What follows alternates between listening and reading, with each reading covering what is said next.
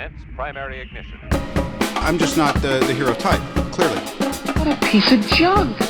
Enterprise, this is the captain. I got a bad feeling about this. It's all part of the plan. Engage. Welcome back to Podcast 2 for 1. I'm your host, Donovan Thompson, with my co-host, Daniel Wingfield. You kind of faked me out there. You gave me like a pump fake on the, I won't lie to you. setup there. Well, to be honest, listeners, I forgot what podcast I was doing for a second. Oh, Mr. yeah. Big Shot hosts multiple podcasts over here. Wow, wow. Yeah. Your podcast career is just flourishing while I'm just left behind in the dust. Well, listeners, on that note, it is episode 200 of Podcast 2 for 1. And of course, Dr. Bruce Hutchinson is back in the guest chair today to talk about Aliens, the sequel to Alien, which is the last episode we talked about. Doctor, thank you again for joining us. Hey, I'm honored to be here for episode number 200. I can't believe it. Congratulations, guys. Oh, thank you. Thank you. Yeah, small claps or small snaps. Yeah, 200 episodes. As I was getting ready for it a second ago, I was just kind of like, it just feels like another episode. That's what it feels like. Well, it's weird. I mean, it's beginning in 2018, I guess it was, or no. I'm sorry, 2020. I get right. Mandalorian was 2020. It's 2019, November. 2019. Yeah. It's weird because like the world that feels like a different like era ago in like world history in some ways, and like just culture and politics in so many different ways. But at the same time, like it kind of still feels like we've only been doing it since yesterday. I agree. I agree. It's this weird mix of like what 5 years? No, that's impossible. We have not reviewed that many seasons of Mandalorian or that many Marvel movies. Like it's impossible, but it's true. Oh, we have. What are you gonna do when all the superhero movies go away? Well, Bruce, if I have anything to do about it. Have you heard of a retrospective, Bruce? Because there's like channels that live on that. You know what I mean? There'll always be something to say about a superhero movie. I mean, I don't know. I think so. I feel like we're decades away from like just like no superhero media on like even scheduled out. You know what I mean? Like we're not even announcing it anymore because no one gives a. It's like I don't know. I can't imagine where like superhero movies are what Westerns are now, where it's just like one comes out, but like no one's really watching for them or expecting them, or you know what I mean? It's like, oh, that's cool. That was a kind of movie we used to have a lot.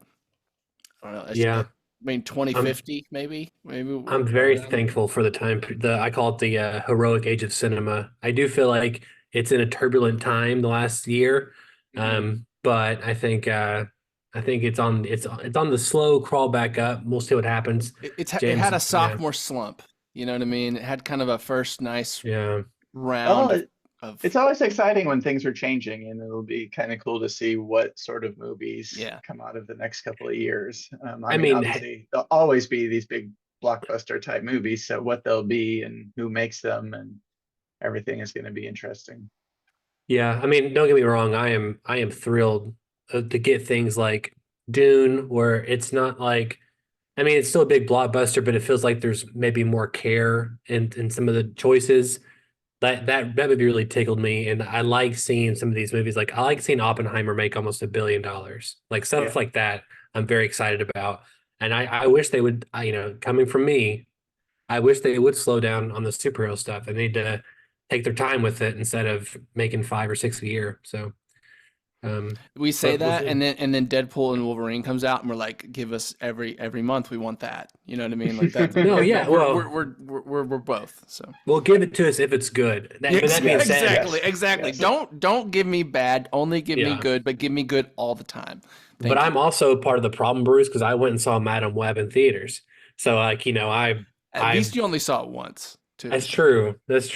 I only saw it one time. Anyway, I'm weirdly excited to see that movie. By the way, on VOD, Donovan, I'm not going to watch it. Could it be a so bad it's good movie?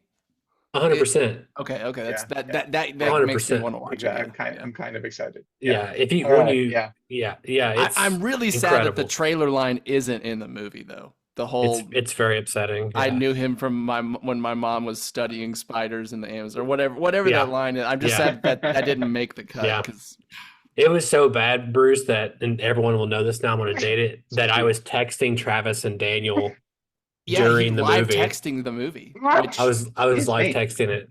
Oh, you're fine. That's hilarious. Yeah, I was live texting because it was so bad, and I was like, I can't believe what I'm watching. So, Yeah. anyway, listeners, episode 200, we're here to talk about aliens. Last week we did talk about Ridley Scott's Alien from 1970 something, probably 78. 79. Thank you. 78. And then Yeah. it's 79. I think you're right. And now we're talking about James Cameron's Aliens. And I was very tickled just from the onset that we're doing Alien to begin with, and then to go back and watch Aliens. I don't, like I said last time, I don't think I've seen it since before film school because I just was kind of afraid to watch it. You just don't know how your brain is gonna react to it after you've kind of done the film thing after a while. And so I was happy to report that I still love it.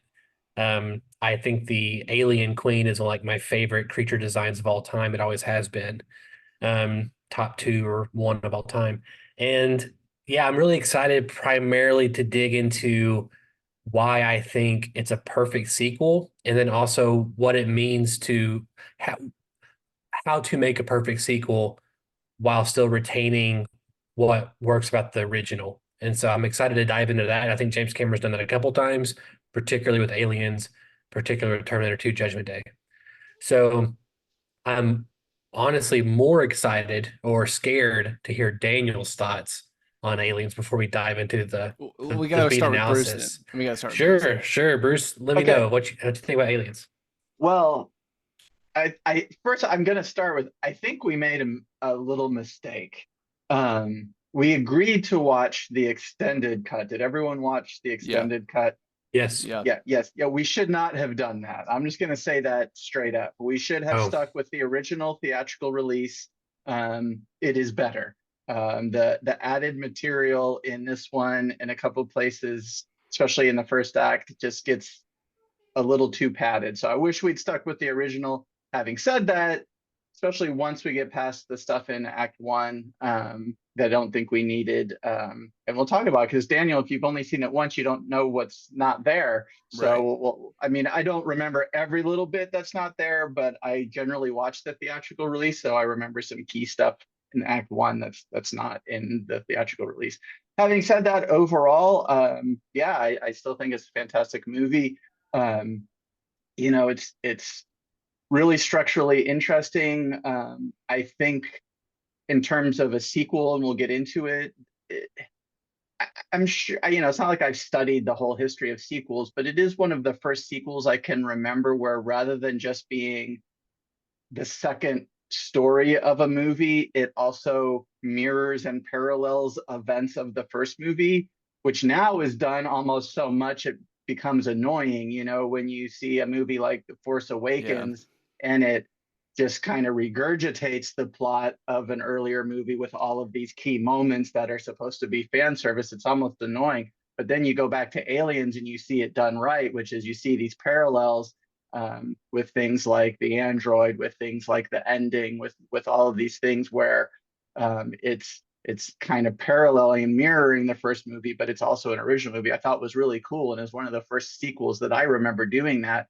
When I look at prior sequels to that time, like Empire Strikes Back or Superman 2, they don't do things like that. They're just a continuation of the story. So to do a little bit of both like that, I thought was really, really cool. And then the last thing I'll say is it's also a complex movie, like structurally, especially in the middle. It was really hard for me to figure out kind of what our structure was in terms of sequences and acts and stuff.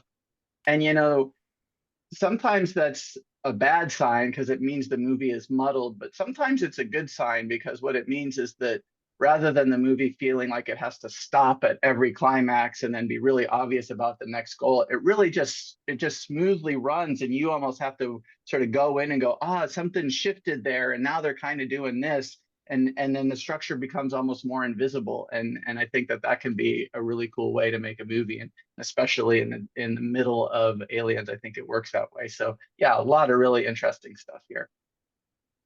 I do want to say before Daniel speaks is that if we're going to bring in The Force Awakens, it's going to be a 3 or 4 hour podcast. No, let's not do that. Okay. Yeah, I got thoughts even on that little statement there about yes, being like a nostalgia, but also mimicking and echoes and those kind of things. And I can see what you're saying about Force Awakens. I may not entirely agree because I think it's a different situation too. But Daniel, it is a different situation. Yeah, Daniel, what's your thoughts? Yeah, I really enjoyed it. Aliens is so much of a sillier movie than I was expecting it to be. I think, especially coming from the tone of the first one, which felt more grounded and a bit more just like cold and isolating and quiet. And this one has Bill Paxton, which it's like as soon as he said the like game over, man, game over, it was like this like thing of like I've heard that many times from I don't know how many places but this is the first time I'm like hearing it from where it comes from. But it's also just like this silly moment. And I think it's action packed. I think it kept me engaged, pulling me along, I thought, very well.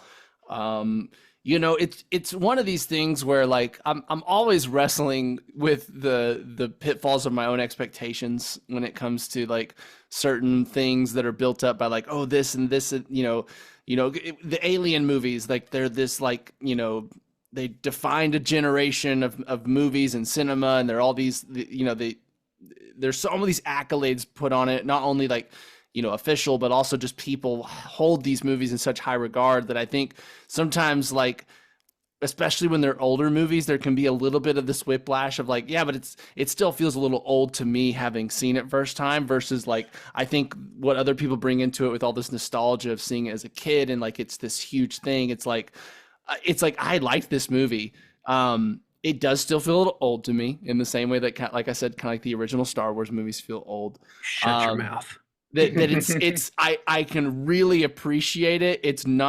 It doesn't operate at the same language that I'm used to. Even sometimes just in like the minor things of like how, like what characters are doing, like how action unfolds. Like there's a moment at the end where like Ripley and the girl are, they're looking for the elevator. I guess it's just Ripley. I think the girl isn't there at that point. No, she is. I don't know. Okay, but it's like she's waiting for the elevator, but it's slow. Then she runs to the ladder to crawl up it, and then the alien's there, and it's like, oh no, now the ladder's not good. I'll run back to the elevator, and it's just like a little bit of like redundancy that it's like, I don't know if that's how that would be written today. You know what I mean? If they were doing this in that way. All that to say, like I said, I enjoyed it. I liked how silly it was. I do agree. I thought it builds out on the world of Alien. Even just world building and lore wise, I really enjoyed like how we got to see more of the world, and more of kind of the workings of the companies and all that kind of stuff. And yeah, I thought I agree, Donovan. I thought the Alien Queen at the end was great and a lot of fun and so good, dude. So overall, I enjoyed Aliens. I think there's more I want to dig into, but we'll save that for just in a little bit. There's a couple of things I have to say. One being, if you didn't know, listeners, we are sponsored by Kapow Comics, located at 4047 East Kill Avenue in Sherwood, Arkansas. They have comic books, collectibles, graphic novels, and of course, special guest appearances throughout the year. Kapow. It's episode 200. I couldn't forget our sponsors. They have Alien. They would probably get really mad about it. They would cease and desist for anything. So they would definitely be aware of it. Yeah. One thing, Bruce, I was under the impression, I thought we had a conversation last time. I'm not trying to throw you under the bus, but on live podcasting. But I thought you said you watched the special edition for like that was the one you watched. I did, and I was mistaken.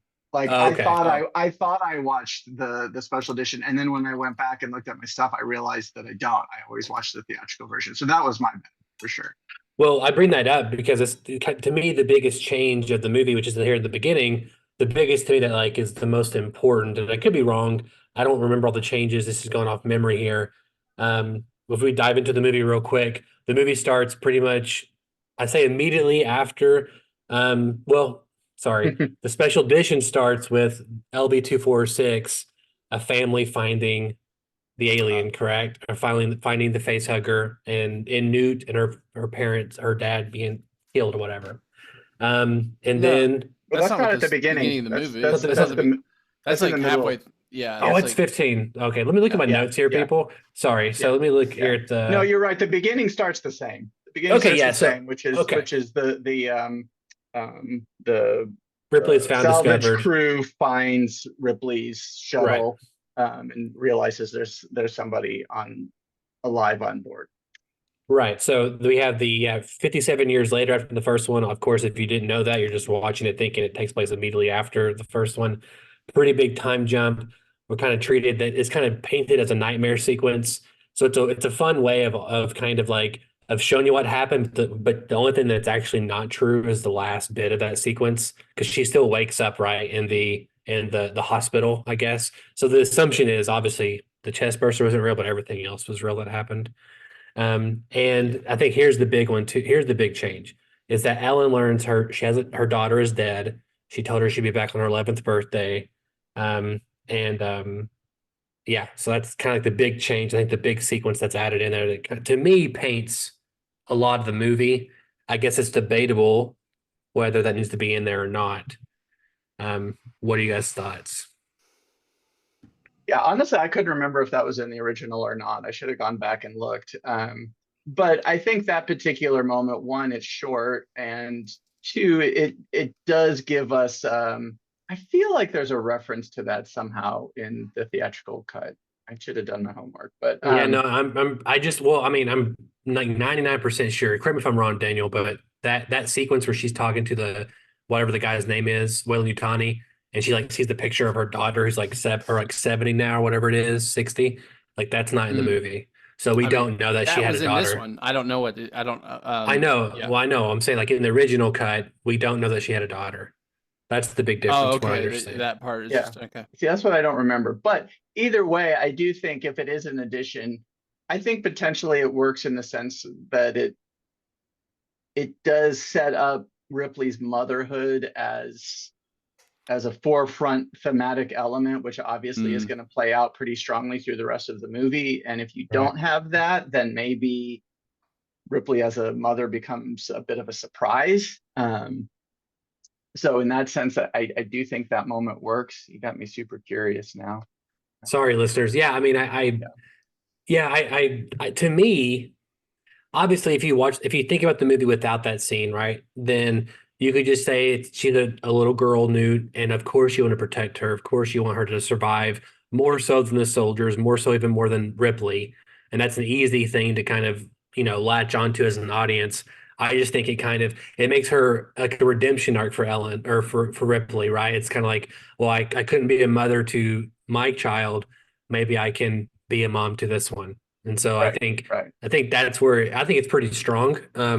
Yeah, I think it sets. I mean, like just her going back for her right at the very end, going back for Newt. I think is much. If we didn't know that the whole daughter thing happened with her daughter, I think her going back for Newt when she gets the signal isn't as strong. Yeah, again, it's a little girl. Like, how do you, like it's easy to be like, that's a good thing to do, Ripley. That's right, but it means more. And I think no, I agree. Yeah. I 100% agree. Yeah. Bruce, did you find out any information? Am I totally wrong? I'm looking it up. I think you're right. No, it does say that. Yeah, the whole part about her daughter was added in. Yeah, is what I'm reading. Yeah. I will say, I mean, I do think overall the movie did feel long, and I think Bruce is probably right. I think I probably would have enjoyed just as a just pacing level. Yeah, probably the theatrical cut.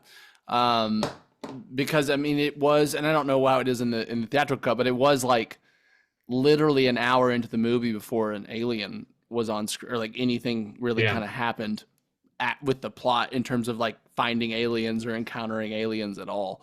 And that did feel, I mean, that was the same with the first one. It was like an hour in before like anyone died from an alien.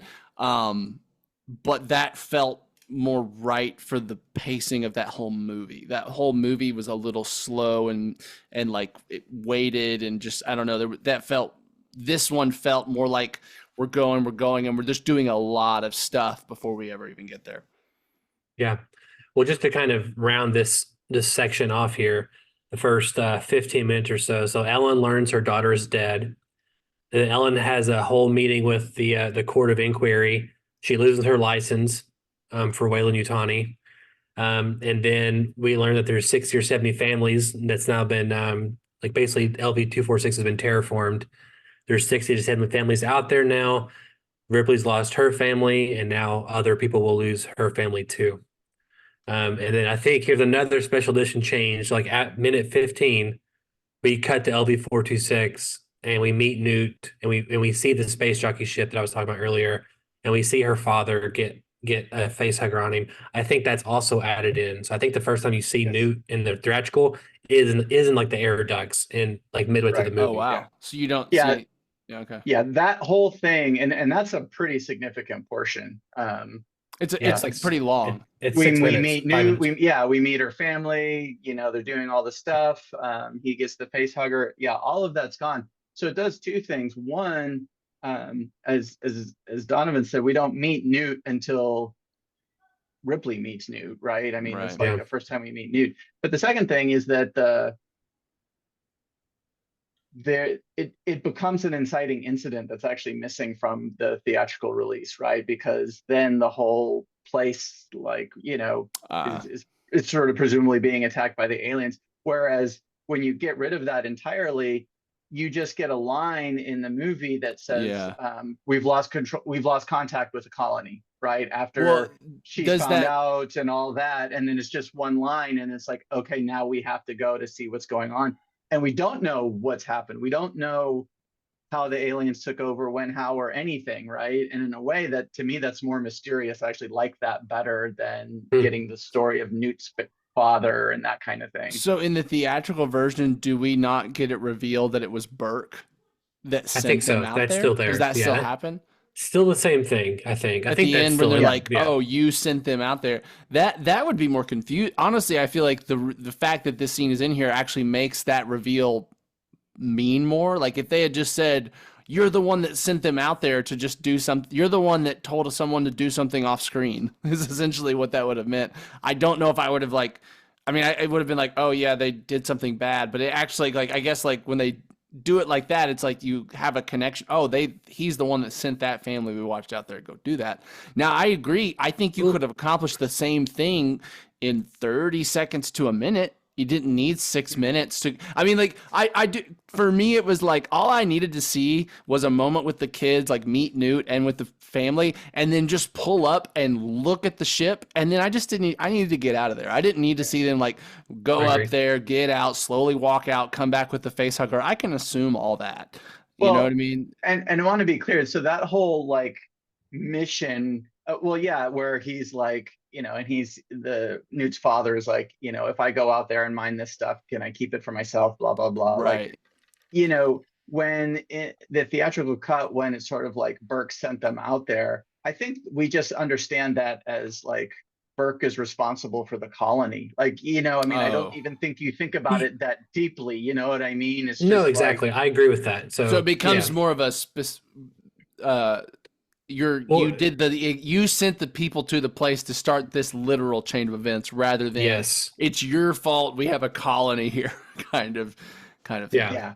And also there's no mention of Newt's family. Like it's not, it makes it broader and for Burke. And so you don't care about, I mean, it totally works. That part totally works in the theatrical cut. 100%. And I mean, I wouldn't be upset if the only thing I care about in the special edition is that scene with Ripley and the daughter. Yeah, I agree with you. And but just to give you a sense and kind of what Daniel was saying about how long it lasts, you know, basically we have all of this introduction and then, you know, they've lost contact with the colony, and Burke is trying to convince Ripley to go. She's like, the hell no, I'm not going. And then she has another nightmare, and then she basically calls him up, right, in both versions, and then says, okay, I'm in, right.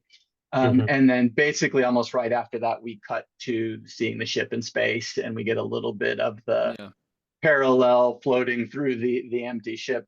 In the theatrical release, that's happening around the 17 and a half minute mark. In the extended edition, it's happening almost 10 minutes later. So yeah, I mean, a huge amount of what's in the special edition is in that first 30 minutes, and a huge chunk of it is the two things that we've talked about. And I'll just say the one thing at a just writing level that I would change at this point that I think is just minor but slightly just feels almost too convenient. I would have made it like where Ripley gets back, she's told all this, and then it's like a year later that they lose contact with the colony. Like, I just felt like it was a little bit too much like, oh, she was gone for 57 years exactly. And then like within 2 days of her waking up and her warning and them not listening, this happens. I just think it could have just been like, because to me, I even think like what that nightmare, the whole her having the nightmare and her going to actually deciding to help was kind of like, to me, kind of read her deciding to deal with like kind of the trauma of the experience she went through. I'm not going to run from it. I'm going to go deal with it. And I think that would have been even more effective if it's a year later and Ripley is like this traumatized person who's having difficulty, you know, getting reacclimated to society. And then this becomes like an even bigger decision of like, yeah, I'm going to go do this thing. I'm going to go, like, I'm tired of living with this like this. I don't know. It's a super minor thing. It doesn't really matter, but just at a level of like, just, it felt a little too convenient. Like that was me. I'm like, oh, that's an easy change that I think would have fixed it. But I agree with you. I think the only thing there is we got to remember that James Cameron, he wrote the special edition version. So it's already this long at this point in the movie. If you're going to do like a time jump for a year, you need that scene where she's acclimated to this like a year later. You need her going to work, coming back home, and then she has a nightmare. So you need like an extra 2 minutes to do what you're talking about and shave off 2 minutes or 3 minutes somewhere else. Well, that's where you shave off the scene with the family. We just need to see them pull up to the ship and then we're out of there. See, I fixed it. I fixed it, James. Why didn't you hire me in 1986? 4 or 5 years before I was born. Yeah, he was burning for your phone number. So now we're at minute 20. And we get the basically conversation. Ripley, I'm not a soldier, but she is running loaders and forklifts. Obviously, it's foreshadowing for later. I want to point out there that does imply some passage of time. Yes. You know, she has, you know, the cut is so seamless between the end of the meeting with the board and then basically you're right, actually. I think even I'm looking at the theatrical release, but I think in the extended edition there is even a little bit of a scene that implies some time. We just don't know how much, but we don't know whether she had training in the forklifts and all this kind of stuff before she went, but it seems like that's training she's gotten now. So in a way it does imply she got this training, she got a new job, she's done all this stuff, and that some time has passed. You're right. Yeah, I got the impression that she just learned this forklifting stuff to compensate for being a trucker in space. Exactly. And that didn't happen overnight, right? I mean, that had to take some time. You're right. I thought she already knew that. I thought this was supposed to be kind of like Ripley's the blue collar chick, and these are all soldiers, and it's kind of like I have value too, even though I'm a blue collar person. But I mean, I do think there is I do agree. I think there is like a minor way where it kind of seems like time has passed. But she was, she was a warrant officer on a previous ship, and now she's a forklift operator. You know, Sure. Yeah, Daniel, you're wrong. But you know what? Forklift operator, that's a license you can get early in life, and then you can just use that throughout your career. You know, it's a really valuable, you know. I want the graphic novel. It's just about Ellen's license. Yeah. It's like when she was 18, she worked at a space Home Depot, and she got her certificate. Yeah. Anyway, continue. Yeah, so we end up getting to, again, like the minute 26 area. At this point, Ripley has night terrors. She wants to eradicate them, of course. 26, we're introduced to the ship and the crew, and then we get introduced to Bishop, which I think is, I honestly, like it's one of those things too that Bruce will understand this comment, but like sometimes I forget like when certain things happen in the Alien canon, and I'm like, oh, Mm. this is an Aliens, like, and like, oh, this character's in Aliens, or that sound effect is an Aliens versus an Alien, like the guns, like those the sound effects of those guns is like like is super famous.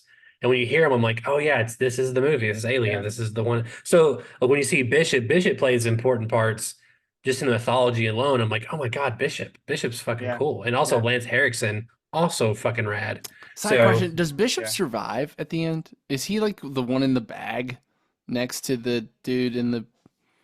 Yes. Okay, What okay, Yes. okay. survive? I would say Well, yes. he's a Yeah. Yes. robot, and Yeah. he seemed Yeah. like at least his His brain yeah his thing is that yes. part of his body. Yes. Okay, Yes. okay, He okay. is in Alien 3 for a brief moment, if that tells you And that anything. occurs Yeah. after this one. Yeah. Unfortunately, yeah. Yeah. Um, Before we move on too much, I do want to just take a minute and talk about how great the scene with Ripley is with the board where they suspend her Oh yeah, license. I agree. sure. You know, the whole thing about the way that she keeps trying to convince them of what happened, and the way they sort of act like they don't have enough evidence to back up her story, and that she, they're basically just saying, well, you blew up this multi-billion-dollar ship or whatever. And it just, like, the way that corporate politics comes in there, and the way that the individual just sort of gets ignored and squashed, but also, as we can imagine, for very specific reasons, which is they kind of don't want anyone to know, like, on the record about the existence of these aliens, because they have all these plans for them.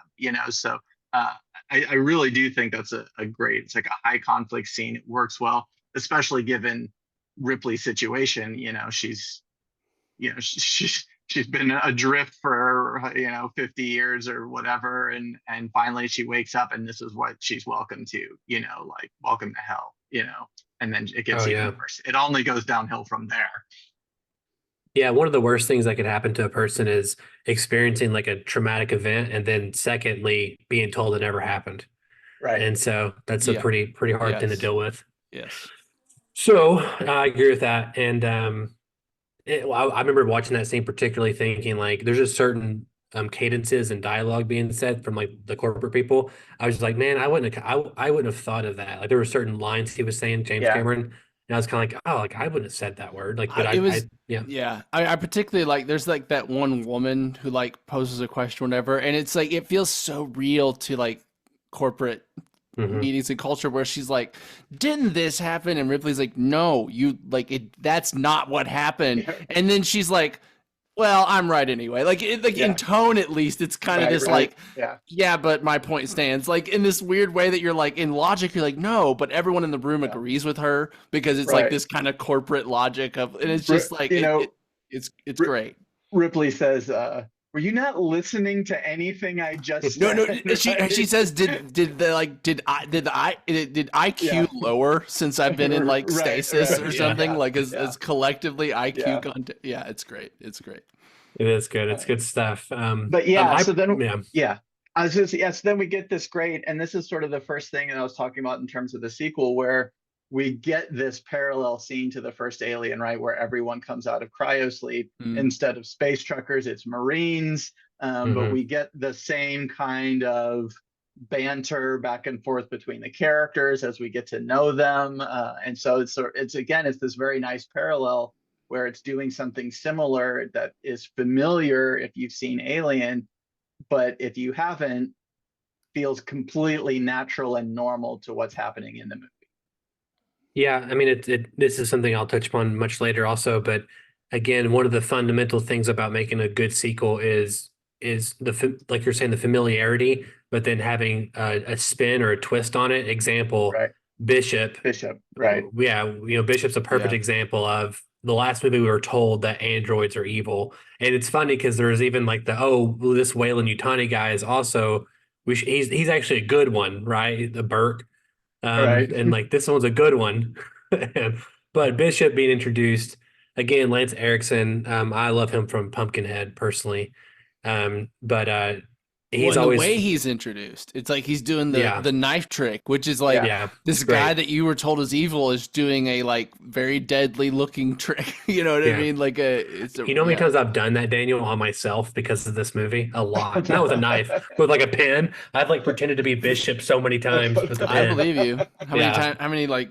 Do you have like ink like No, I injected don't. into your Injected in fingers your No. anywhere, like permanently? Like No. you giving yourself a tattoo? But Okay. it's No. worth noting also that Bishop messes it up, right? I mean, He nicks him or nicks he himself. he nicks Yeah. himself, Yeah. which is an interesting kind of statement. I mean, is that like is that supposed to be foreshadowing that the androids are flawed and could be a problem? Or on the other hand, it might be a foreshadowing that he's slightly more human, which of course then makes him better. And of course, that's the direction we end up going. Yeah. But it is it's a fun moment because you can almost go either way with him making that mistake. For sure. And there's a little extra layer there too. It's like his verbatim, he's not verbatim, but he says, I can't physically hurt a human, and he's not a human. So he can make mistakes on He himself. hit on himself, right? Yeah. So anyway, that's like the iRobot kind of mythology or mindset there. But yeah, so I think it's great. Obviously, Ellen doesn't like androids for good reason. And like you said, Bruce, this is a great introduction to the Marines. We also get Michael Bihn's character, who's kind of like the silent type who ended up being the leader. We have Bill Paxton, who is just kind of over the top and is kind of like the comic relief in a lot of ways, but also I think he's, when Daniel, you said silly, it hurt me a little bit, but I know what you're saying. I know what you're saying. It's mostly just how he delivers. I know what you're everything. saying. It's just like I know what you're saying. No, man. Like it's just he's kind of one note most of the movie, and that's okay. But like I think that's the part where it feels kind of silly, cartoonish. Particularly. Well, that's okay when you have an ensemble of Marines because they get to all basically expel a specific characteristic. But he's also just the first one that's like, we're doomed, let's just give up. He's constantly kind of like complaining or giving up mentally or whatever. I mean, he's interesting because he's the comic relief for sure. We're meant to laugh at him, and Bill Paxton does a great job with it. But also in being that comic relief, he almost speaks for the audience a little bit. I mean, over the top, but still and he provides conflict, right? Because he's sort of the one at times where they're like, pull it together, man. Like, we've got to defend ourselves. Like, go man the gun or go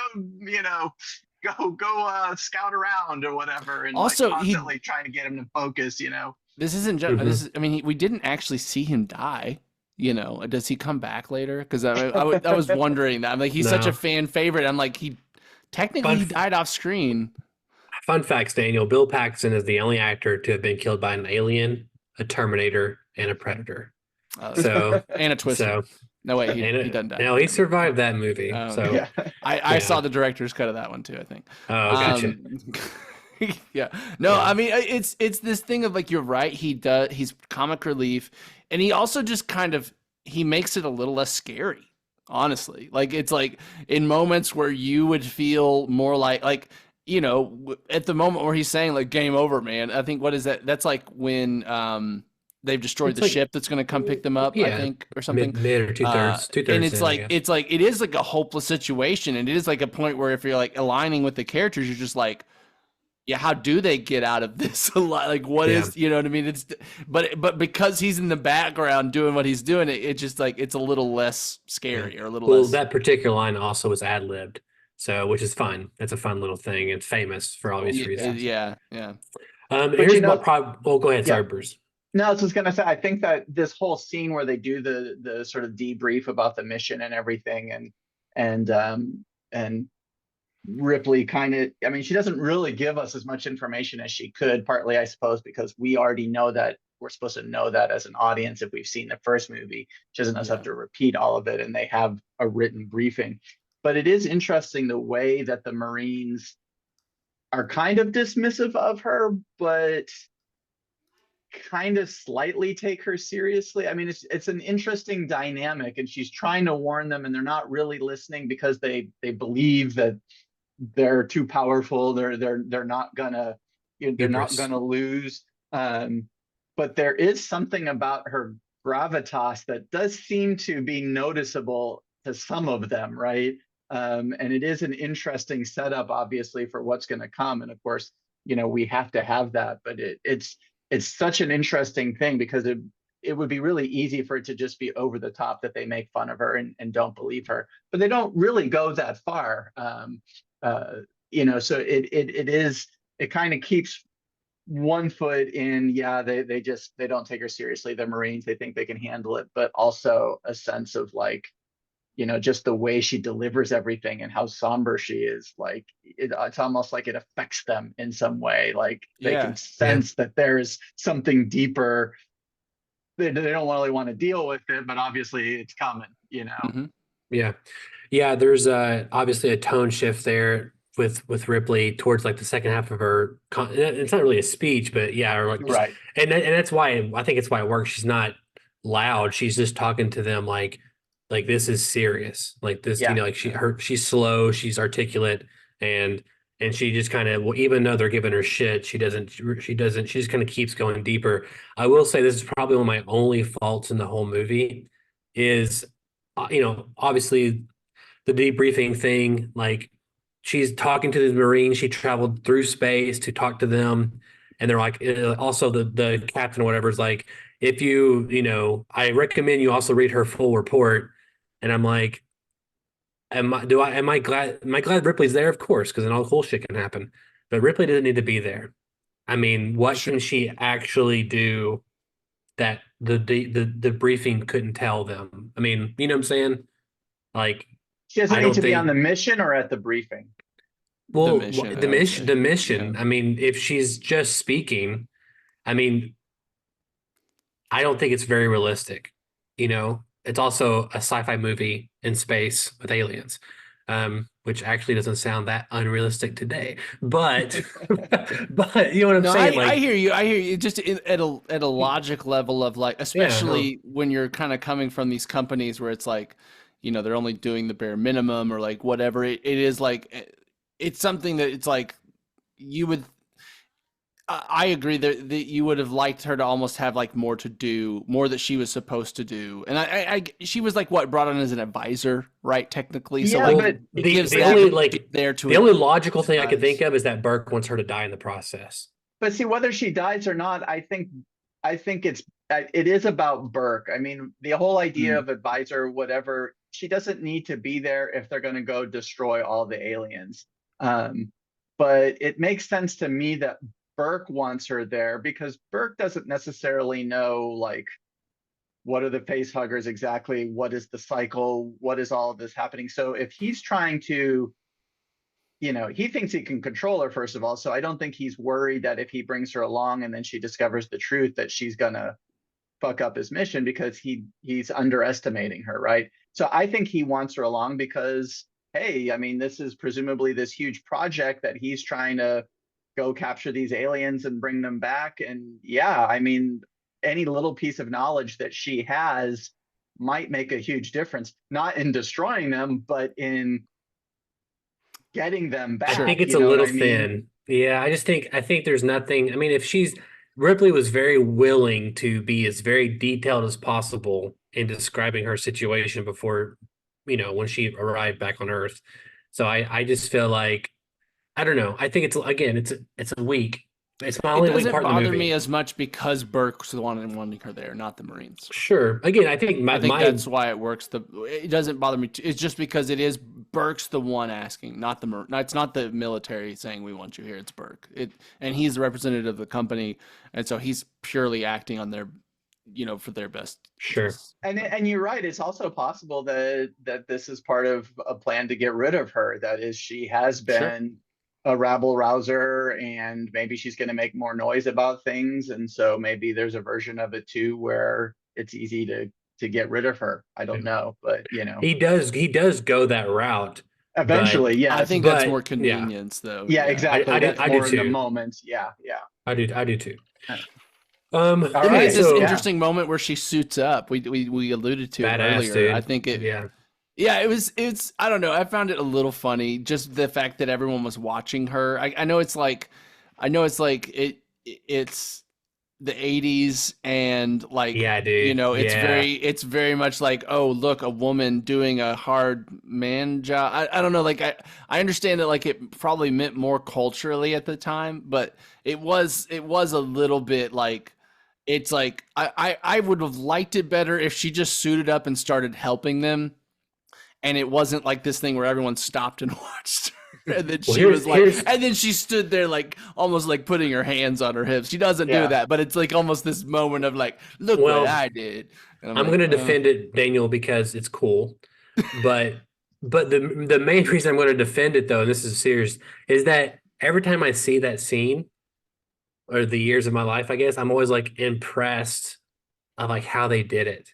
Like it's just it's not CGI, right? That's like an actual like mech kind of situation where she's walking, and it's so impressive. Like on just on a technical filmmaking level, I'm impressed by it. And it's mutual respect. And you're right, it is cigar chewing, it's a little predator handshake, but who gives a fuck? It's cool, dude. Yeah. Yeah.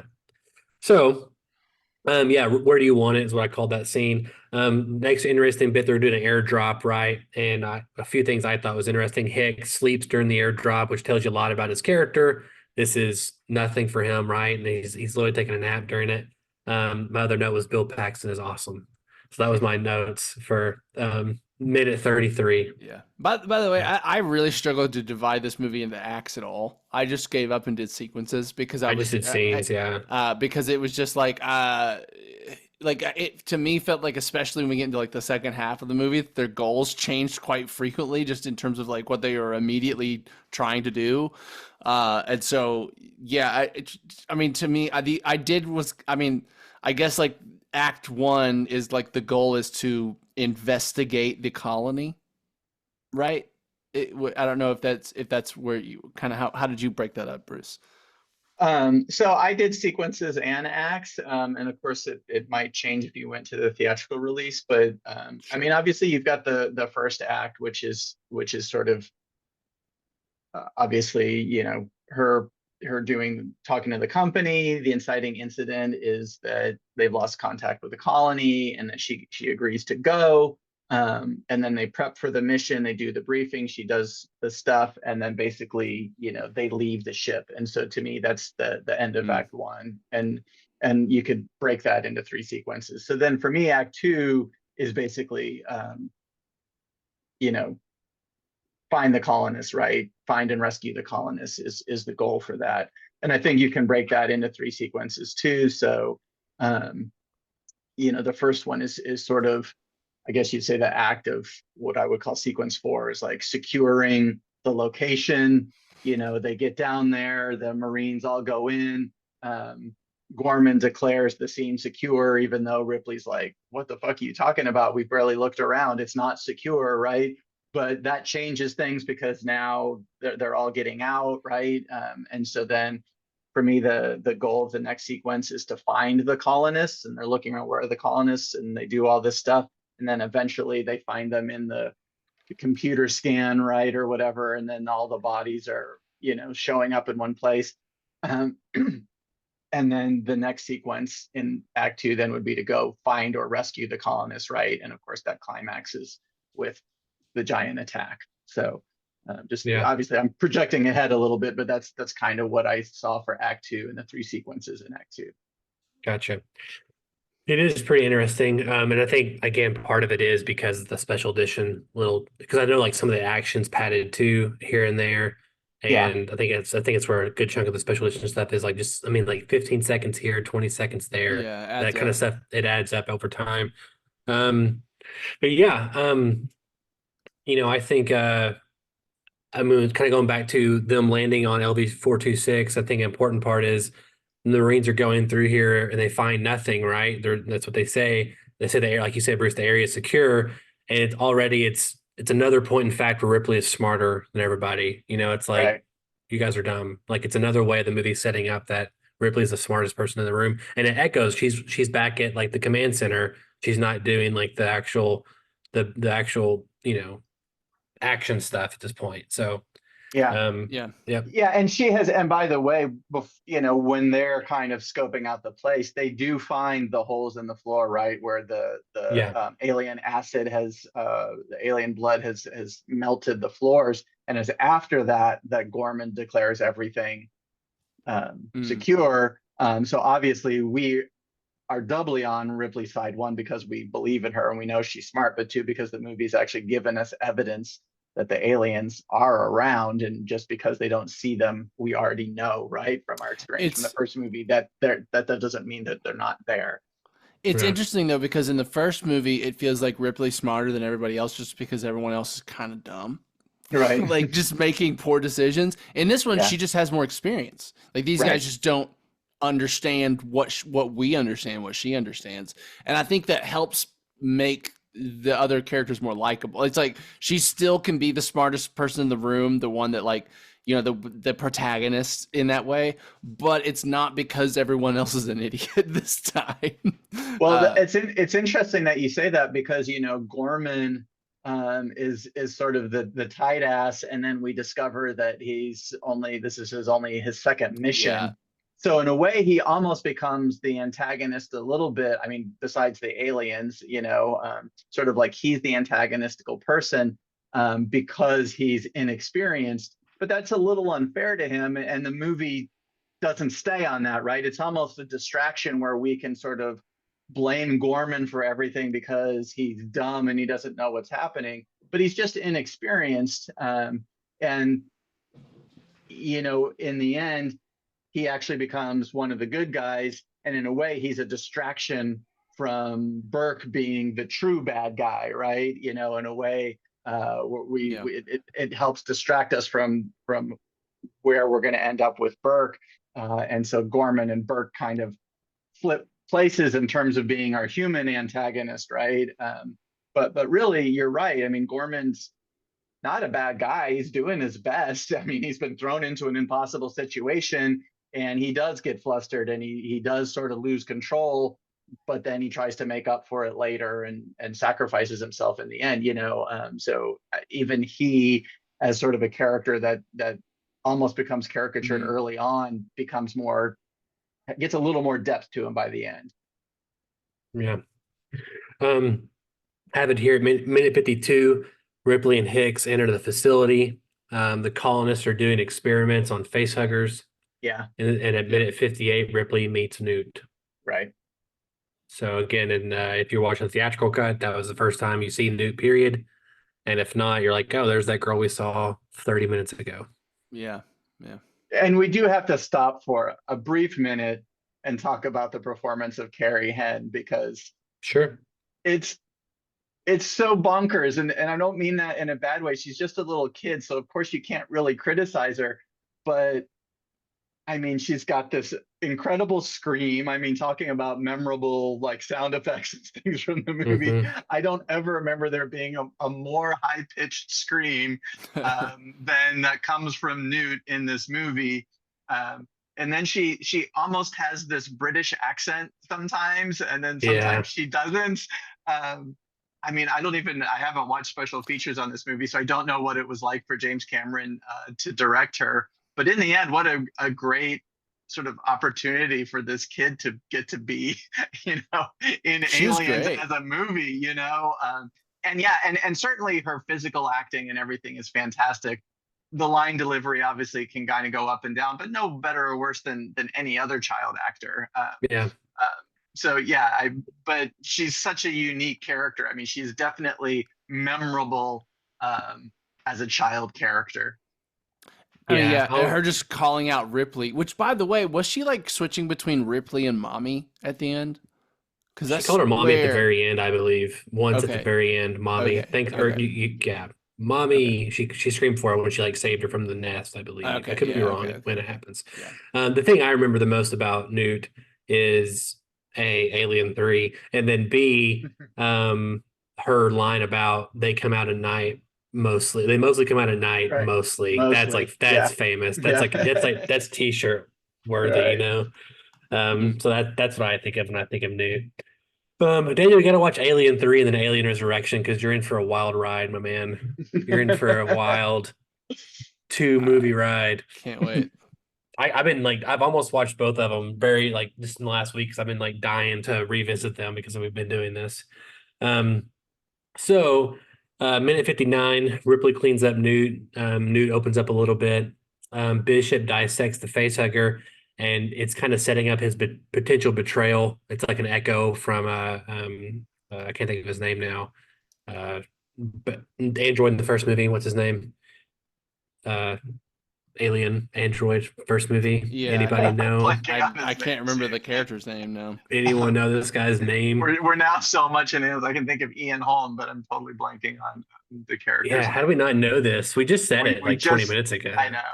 Anyway, it's an echo from that because obviously you're like, oh, there's an android opening up a facehugger, just like, oh, I was hoping I could remember if I did that, if I could set it up for myself. Ash, yeah, just like Ash did in the first movie. And obviously it's setting up for his potential betrayal. So Daniel, a question for Daniel, did you think he was a bad guy at that point? No, just and mostly because I think I was expecting to be subverted. I think Gotcha. I think it's yeah, that makes sense. Again, I feel like because some of the things that, the tropes of action movies or the tropes even of sequels, I think are being established right now in like Aliens and in Terminator and 2 and all these things, right? So like the idea that you just literally almost flip the arc or something like that with a character from the first one now feels very familiar to me. That's what you do with a sequel. And I doubt that was like the given before these movies that James Cameron, these sequels that he made, they kind of established these rules. And so, yeah, I didn't ever really feel like he was going to be a threat just because of that. I don't know if it's just me reading between the lines of the movie, but like for some reason, I never expected him to be the actual bad guy. This time. Well, his performance does 95% of the work he there. does. He's very likable. Yeah. He's incredibly likable in a way that the other one wasn't. What I mean? The other one had this kind of abrasive, cold, like robot-like, kind of attitude that made him, suspectful or suspicious. Yeah, suspectful. That's the actual use of that. That's and then we get to about the hour and 6 minute mark. Sorry, Daniel. I get shit all the time, so I got to throw it back every now and then. Yeah. Marines investigate the other section of the colony. Ripley points out that there's a thermonuclear explosion, or there could be one. I guess this is where they have to basically switch the flamethrowers. Which I put a note here. Yeah. It's like it's funny that flamethrowers are still like this far in the like. It made sense in the first movie because it's like I don't know. It makes more sense. I feel like it made more sense in the first movie because they weren't military personnel. I was assuming the flamethrowers were like a part of their like they used these on the ship in some way to like melt stuff down. In this one, it's like no, they were given flamethrowers as part of their like. Yeah, there's flamethrower people on our team. All they do is have flamethrowers. Well, but to be fair, that may be because. Sure, they have them specifically because they're going up against aliens. Because they knew that Marines are generally issued flamethrowers. Yeah, but how did that work out for her in the first movie? I don't think flamethrowers helped her at all in the first movie. But I don't disagree with you. But I'm just saying I just don't remember the flamethrower doing anything valuable. I think she harpoons him at the end.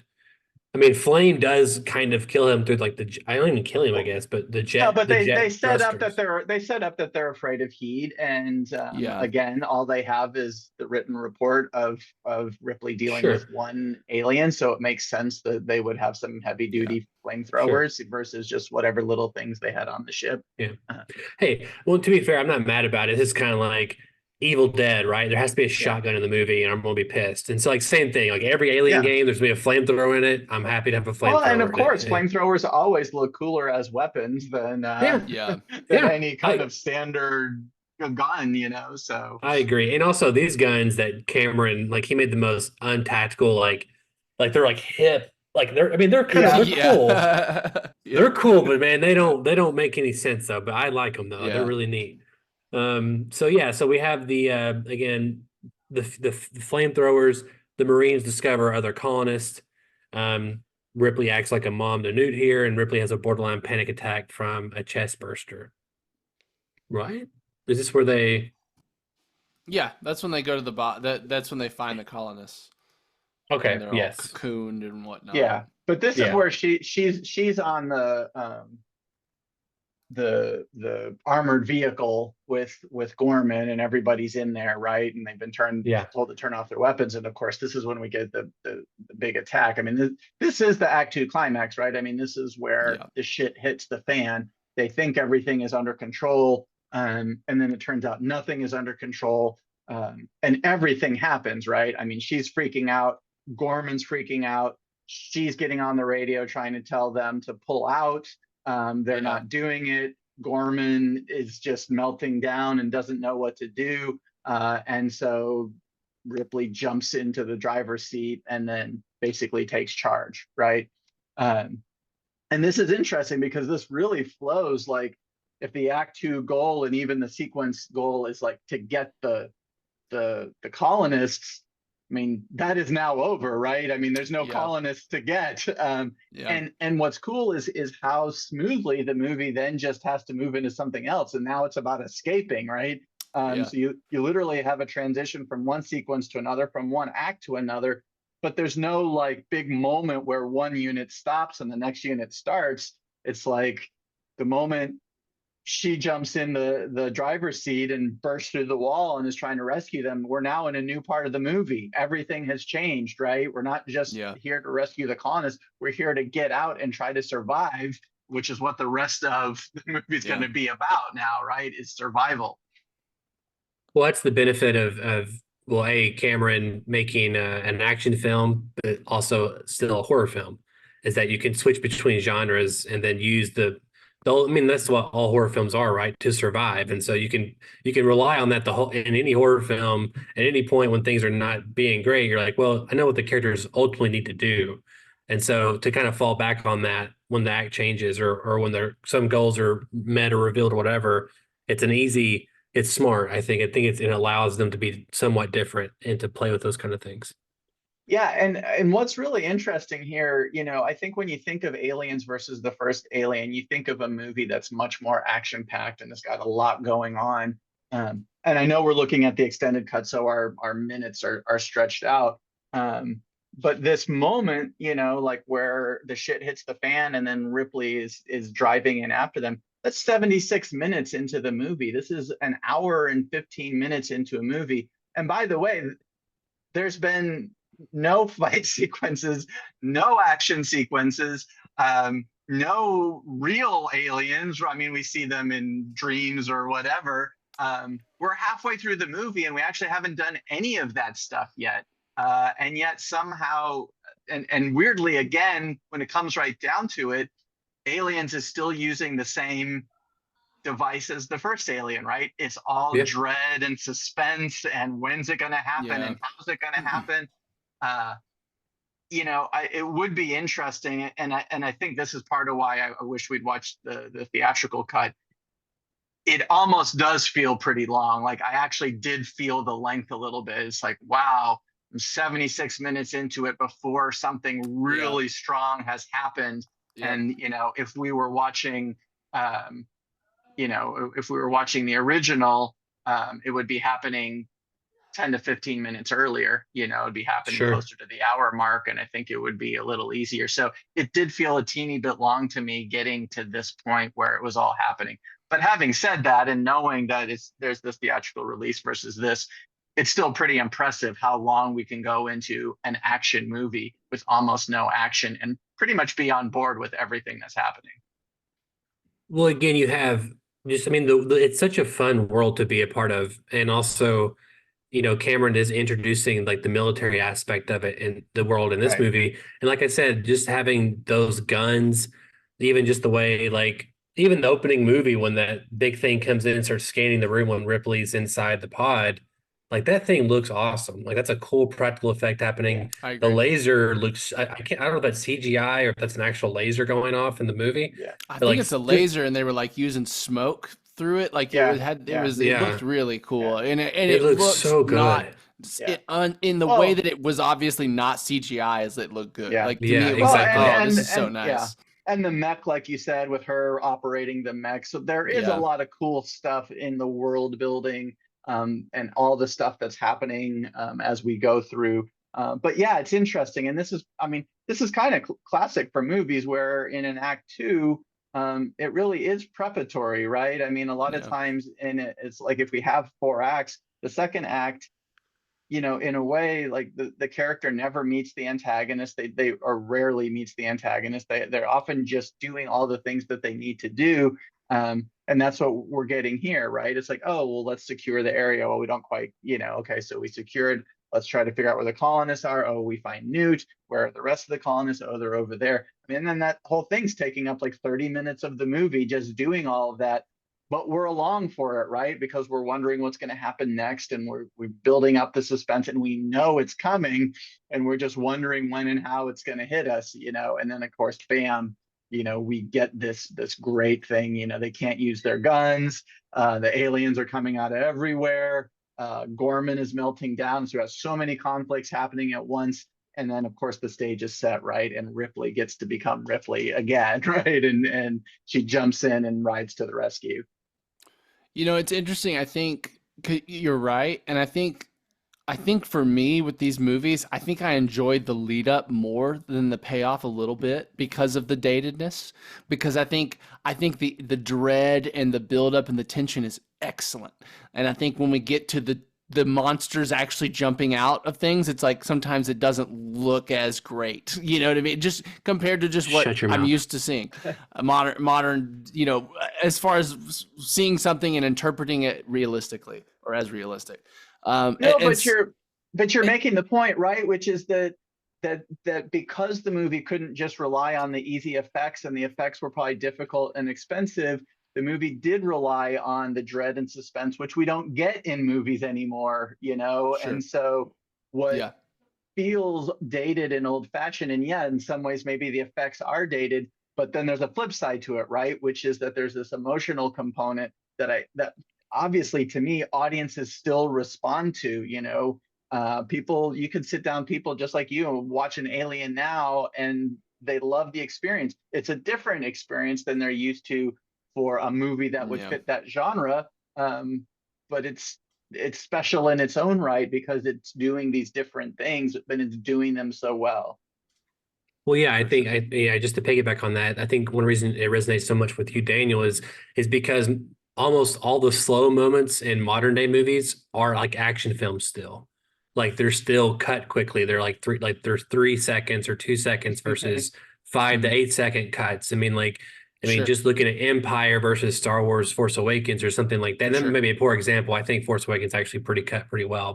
But I mean, when you have to sit with characters and then they're also good actors, I mean, we got to point out that she was nominated for Academy Award. Maybe she won it. I can't remember. Sigourney Weaver. I think she was nominated. She was nominated for Academy Award.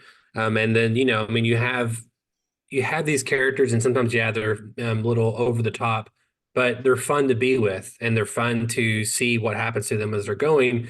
It's something that I just, it kills me when like someone like a close friend or something, or a acquaintance is like, I don't like watching old movies or whatever.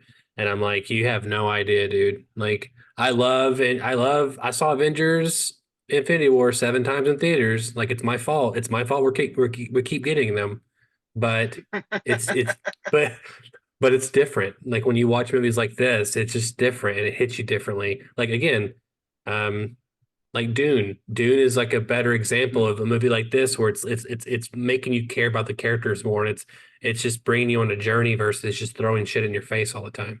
It's not in a rush. Yeah. It's not in a rush. No, it's not. I mean, that movie's so not in a rush. They've made it into 2 movies, So, anyway.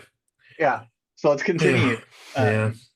Yeah. So we basically hit, and I'm not going to say that this is a criticism, but it is an interesting choice what happens in the third act or in this next set of sequences, because, obviously a lot of the Marines get killed. She's able to drive in there, and she obviously rescues Hicks and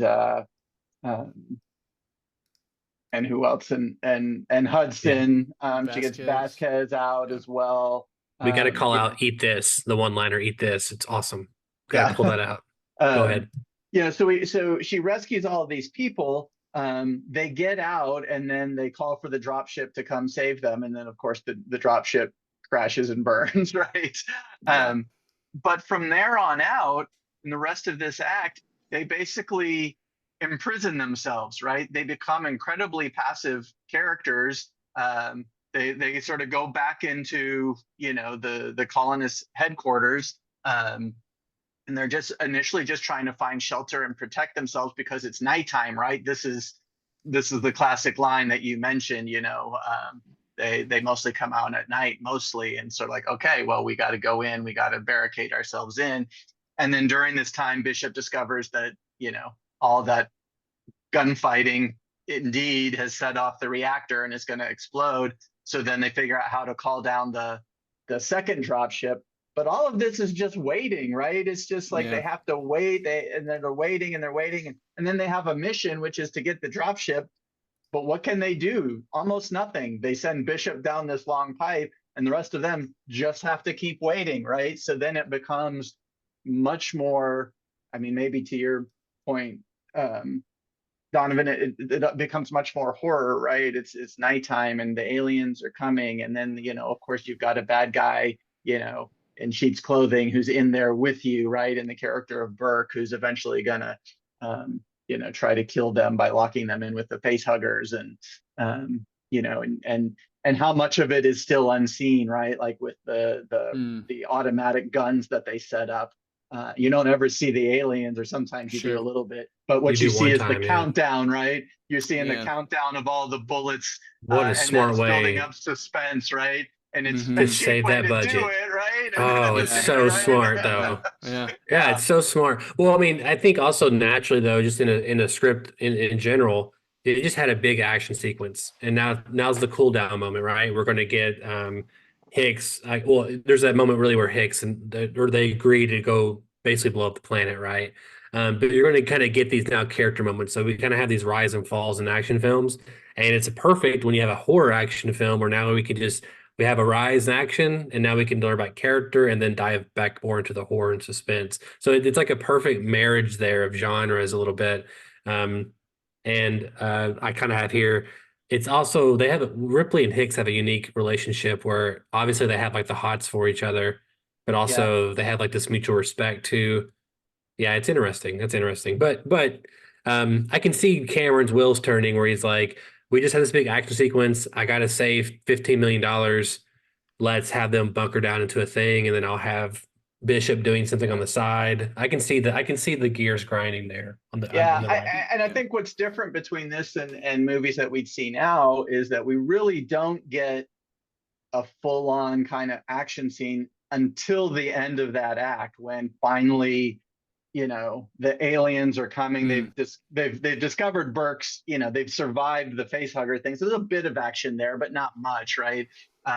They've survived Burke's attempts to kill them, and now they're waiting. And again, it's a callback to the first movie. The aliens are coming. They sort of pass where the doors are supposed to be. They can't figure out what's going on. And then you get that great shot where Hicks goes up into the drop ceiling and turns around, and they're all coming at him. And then we get this explosion of action. But it's 30 minutes, right? I mean, it's 30 minutes since our last big action set piece when they escaped from where the colonists had been killed to this moment. Now we probably go 10 or maybe 15 minutes between action, right? Where if we're going to have that, like, okay, let's stop and catch our breath, we might do that for a sequence at most, and then we'd be back at it. This one, we basically do it for 3 whole sequences. We go a whole another 30 minutes before we get our next big set of action. And like we just said, it's all reliant on dread, suspense, horror elements, character turns and twists with Burke, and even character moments, like you said, with Hicks and Ripley. And then, of course, also with Ripley and Newt. So, yeah, I mean, there's story. There's a lot of story going on here, even though we're still in the middle of a genre movie. To be fair, I do want to point out the scene where the facehuggers are let loose with Newt and Ripley. So Sure. that's like that's a little break there, and obviously there's guns shot off. They kill the Yeah, facehuggers. there's Like some action there. there's Yeah, like there's There's a smaller lot of action. tension. Well, especially with the Yeah. Burke betraying them in the middle of that Yeah. becoming kind of the almost And the of course- point of that. Yeah, in some and then ways. and then even right before like the action sequence you're talking about, Bruce, is where we're introduced to the ticking clock. Right, they have 4 hours. They Yeah. only have 4 hours left. I do want to point out, and this is something I noticed early on, but it is a big difference between this movie and the first movie, is just that the aliens can die pretty easily. Well, they have right? guns Like, now. No, and it makes sense, but it is also it makes a huge difference in kind of the tension of it too, of this like in Aliens numbers, 1, man. it was this kind of thing of like, well, everyone's gonna die but Ripley, like how, like it's almost like that's inevitable, and in this one, it's like people are gonna die, but who is gonna die? And will it be everyone? And it's kind of this like it is Sure. an interesting dynamic that like aliens coming at them doesn't mean automatic death for whoever's in that scene. That is exactly what it meant in movie 1. As soon as character was next to alien in a scene, they're not going to be seen again. That was their last shot of the movie. This doesn't exist like this, and so it's an interesting thing of like when you see the aliens crawling when they peek above the ceiling, it's a different feeling, even though there's like 8 of them, and it's like the creepiness is like, holy shit, there's so many aliens coming at them. It is such a different feeling from the first one in terms of like how you're feeling about the characters on screen and stuff like that. Yeah. Anyway, I wanted to bring that up because it's something. 100% agree. You're spot on. It's so interesting how it's the same tropes, alien versus people, but how the rules are slightly different though. Yeah. You know what I mean? They change the rules about what is it, the alien isn't just an ultimate trump card the same as it was in the first one. Yeah. I mean, it makes sense to just on a practical level when you introduce people who are supposedly skilled in like military and guns.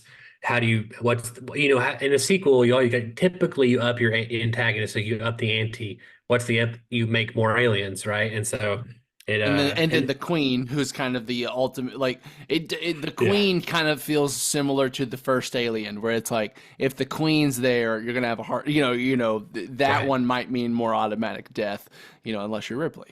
It is just interesting how they change the rules a bit and how that keeps it, while it's the same in some ways, it also keeps it different in a fresh way.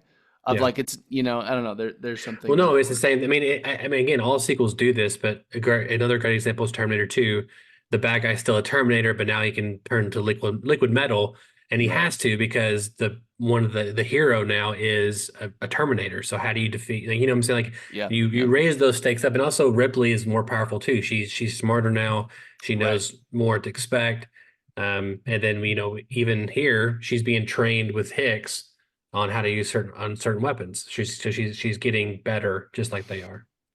That's such a great moment, by the way, when they're working with the guns and then he sort of show the sort of the basics, and then she's like, well, what's this thing at the bottom? It's like, oh, that's the grenade launcher. We don't need to show you that. And she's like, if you're gonna show me, show me, like, right? What are you talking about? What situation? Show me how the grenade launcher works. Yes. What situation? Yeah. Like, what have you been into, Hicks? It's like, what's your past? What could possibly history? be more desperate than this place? Yeah. 100%. So kind of jumping now back to I'm not going to leave you, Newt. I promise. We get the facehuggers versus them, and then who's laying the eggs. That's kind of set up here as well. Set up the idea of like a hive. They're insects, it's one of those things too. Is like I don't think that was thought of. I mean, Ripley, that was James Cameron thought of that, and it seems so obvious now. But it's like they didn't make a sequel for this movie for a while. Because for whatever reason, the executives didn't think it'd be fruitful, even though the first movie made a ton of money for its budget.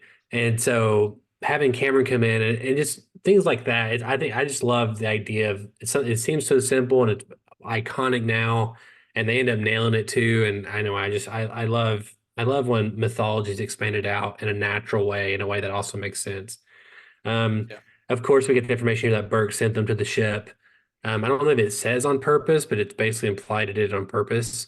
So I guess just remind me, guys. So they have a colony here on LV 246, and then Weyland-Yutani was their intention always to.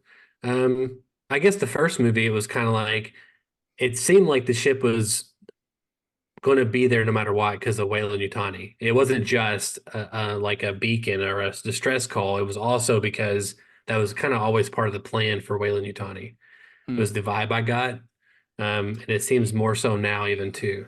Yeah, I mean, I was thinking about this too, and to me, I was like, maybe like they didn't know that ship was going to be there, but maybe they had seen signals before, and so it was kind of like, or they'd heard rumors, and it's like, oh, if you see because to me, how I read it was like they didn't send the colonists out there till after Rigby had got back and let them know that, hey, there's this happened to me on that ship. So it was almost like, to me, that meant that when they got the signal in movie 1, that happened on their way back, but that android had orders that, given these circumstances, do this kind of thing. They weren't ever, no one ever else found out that was there. It wasn't like, oh, we know that's there, so we're going to make you go there on the way back. It's like, if this comes up, you have to investigate because we've heard about this or we've maybe seen that. And but that, I don't know. That's how I read it. I think we have to assume, though, that the colony was sent there specifically knowing that the alien ship was there. But why were they there for 20 years before they had to like look for it, or like, you know what I mean? Like it doesn't make sense. Weird. Why they found it as soon as what's her name? And that's where some of the story kind of sort of falls apart a little bit, because if you use the opening scene with Newt's family, right, the suggestion seems to be the colonists were living there for all this time and the aliens were never leaving the ship, and they literally someone had to send someone to the ship in order. Well, to be fair, can the aliens even reproduce until someone finds an egg? Do we know? Can they? We've only seen an alien be birthed out of a chest. So I was under the impression that the aliens have to find a host to reproduce, right? But then the other thing that you can think about, and you can think about this with the theatrical release or with this, is that when we do get into the labs, they do have multiple face huggers in test tubes. Now there's 2 versions of that, right? In this version, Newt's dad gets killed. The colonists discover that, and so then they super carefully go and they get some face huggers to experiment on and figure out what's going on. Or if you go with the theatrical release and you pretend that never happened with Newt's family, you can almost go with the idea that the colonists went there, and at least some of the colonists, with some sort of mining operation, but hey, they've got some pretty nice scientific labs. I wonder why, and so maybe that was the plan all along, was to study them. But even there, you're right. Even if the plan was to go and there were some scientists there, they're going to study what took so long. Why has it been decades? Because we don't know how long the colonists have been there. Obviously, 20 years. But 20 years. They said they've been on because they've been people living there for 20 years. 20 years. Is the quote. But you're right. This is the problem doesn't exist in the theatrical version, because we're never led to assume that they only found the aliens after Ripley was awoken, right? To be fair, wouldn't that be the assumption? Would be that then that they found the aliens. Who knows how long but the aliens have been, it could have been 6 months ago that they found the aliens, or years ago, and they've been fighting a battle. I guess is that what you said in the theatrical version? Is that? Well, I'll say this real quick: is that we do know that Weyland-Yutani knows about the alien during the first Alien movie, because Ash is communicating to them like, "Hey, there's an alien here on LV-42s." Yeah, he's texting. It's Mother. Mother is Weyland-Yutani, right? So. Oh, okay. Yeah, so Weyland-Yutani knows that, and there is a line actually in when he's talking about terraforming the planet. He says, "Yeah, it takes decades to terraform the planet," which means if they find out about it in 73 years, they start, okay, we got to go terraform that planet. It takes decades to terraform it, and then the last 20 years they've had a colony there. So it feels like time-wise they kind of set it up. They started being like, hey, let's go to LV-426 after Ash reports to us about that alien. It still doesn't make sense that like one ship on the way back from a from a scavenger run hey, just drop by and grab a sample. When that doesn't work, okay, let's take 70 years to get another one. Why can't we just have another ship drop by and get a sample? Part of it too, I'm trying to operate on just what these first two movies are telling us. There's a lot of other stuff in the franchise that does fill this in a little bit. Okay. Even like Lance Erickson's character, you can say Alien versus Predator is not canon, whatever, but his character's in that movie, which takes place on Earth in modern time, today. And then Lance Erickson's also in Alien 3 as not Bishop. So there's a lot of little things here that really paint a different situation, especially if you watch them. But I'm just trying to operate on what the movie's telling us at this point. And it's not like everything has to add up perfectly, right?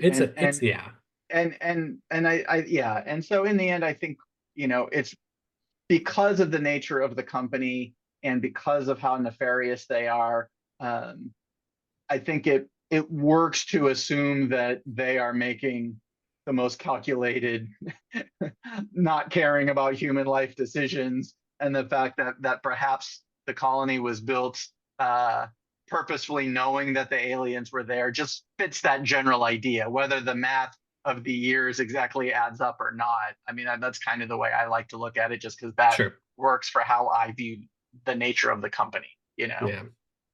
Again, Daniel, I wish we could marathon Alien 3, 4, Prometheus, and then Covenant, because there's a lot of information there that just that tells you a lot in the future it's going to happen from aliens, and a lot in the past that happened led up to aliens. And it doesn't all work, but it's still fascinating to discuss. Especially just the movie making of Prometheus. I think that'd be fascinating to us to talk about, because we've all seen Fassbender, right? Yeah. He's an android in there. His name is David. So so a minute and or hour 37, the alarm goes off. The aliens go through the ammo defense, the ticking clock. They only have 4 hours. Bishop volunteers to go repair the ship. Hour and 40, the ammo defense stops the aliens. The aliens kind of retreat for a second, right? They're and it's one of those things too, when I'm watching that sequence, I'm like, man, they do not have enough bullets. Like, it's just happening too fast. The bullets are going way too fast.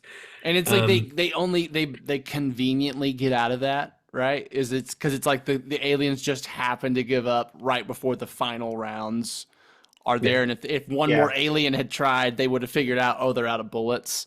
But what it does is it's kind of a nice one, because it's like, oh, the good guys barely got away with them this time. So it then becomes this like, well, how are the aliens going to sneak in? It kind of sets up the like, well, then it's going to be a surprise how they actually get got or something. I like that, because it's tension. It's almost kind of manufactured tension, because the movie is aware. It is, but it's a good moment. I liked it.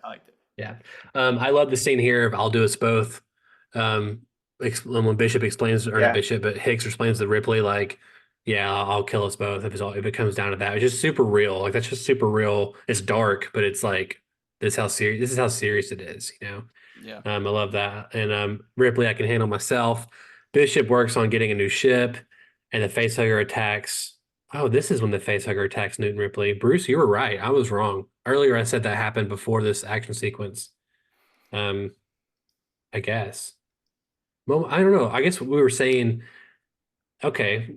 So this is all part of them being in prison, right? Like, I see. In their self-prison, right? That they've locked themselves in, and then part of being locked in there then is Newt goes to go to sleep. Ripley puts her to bed, so to speak, and then she leaves, and then she comes back in to lay down, and she's fallen asleep, and they put Burks put the aliens in.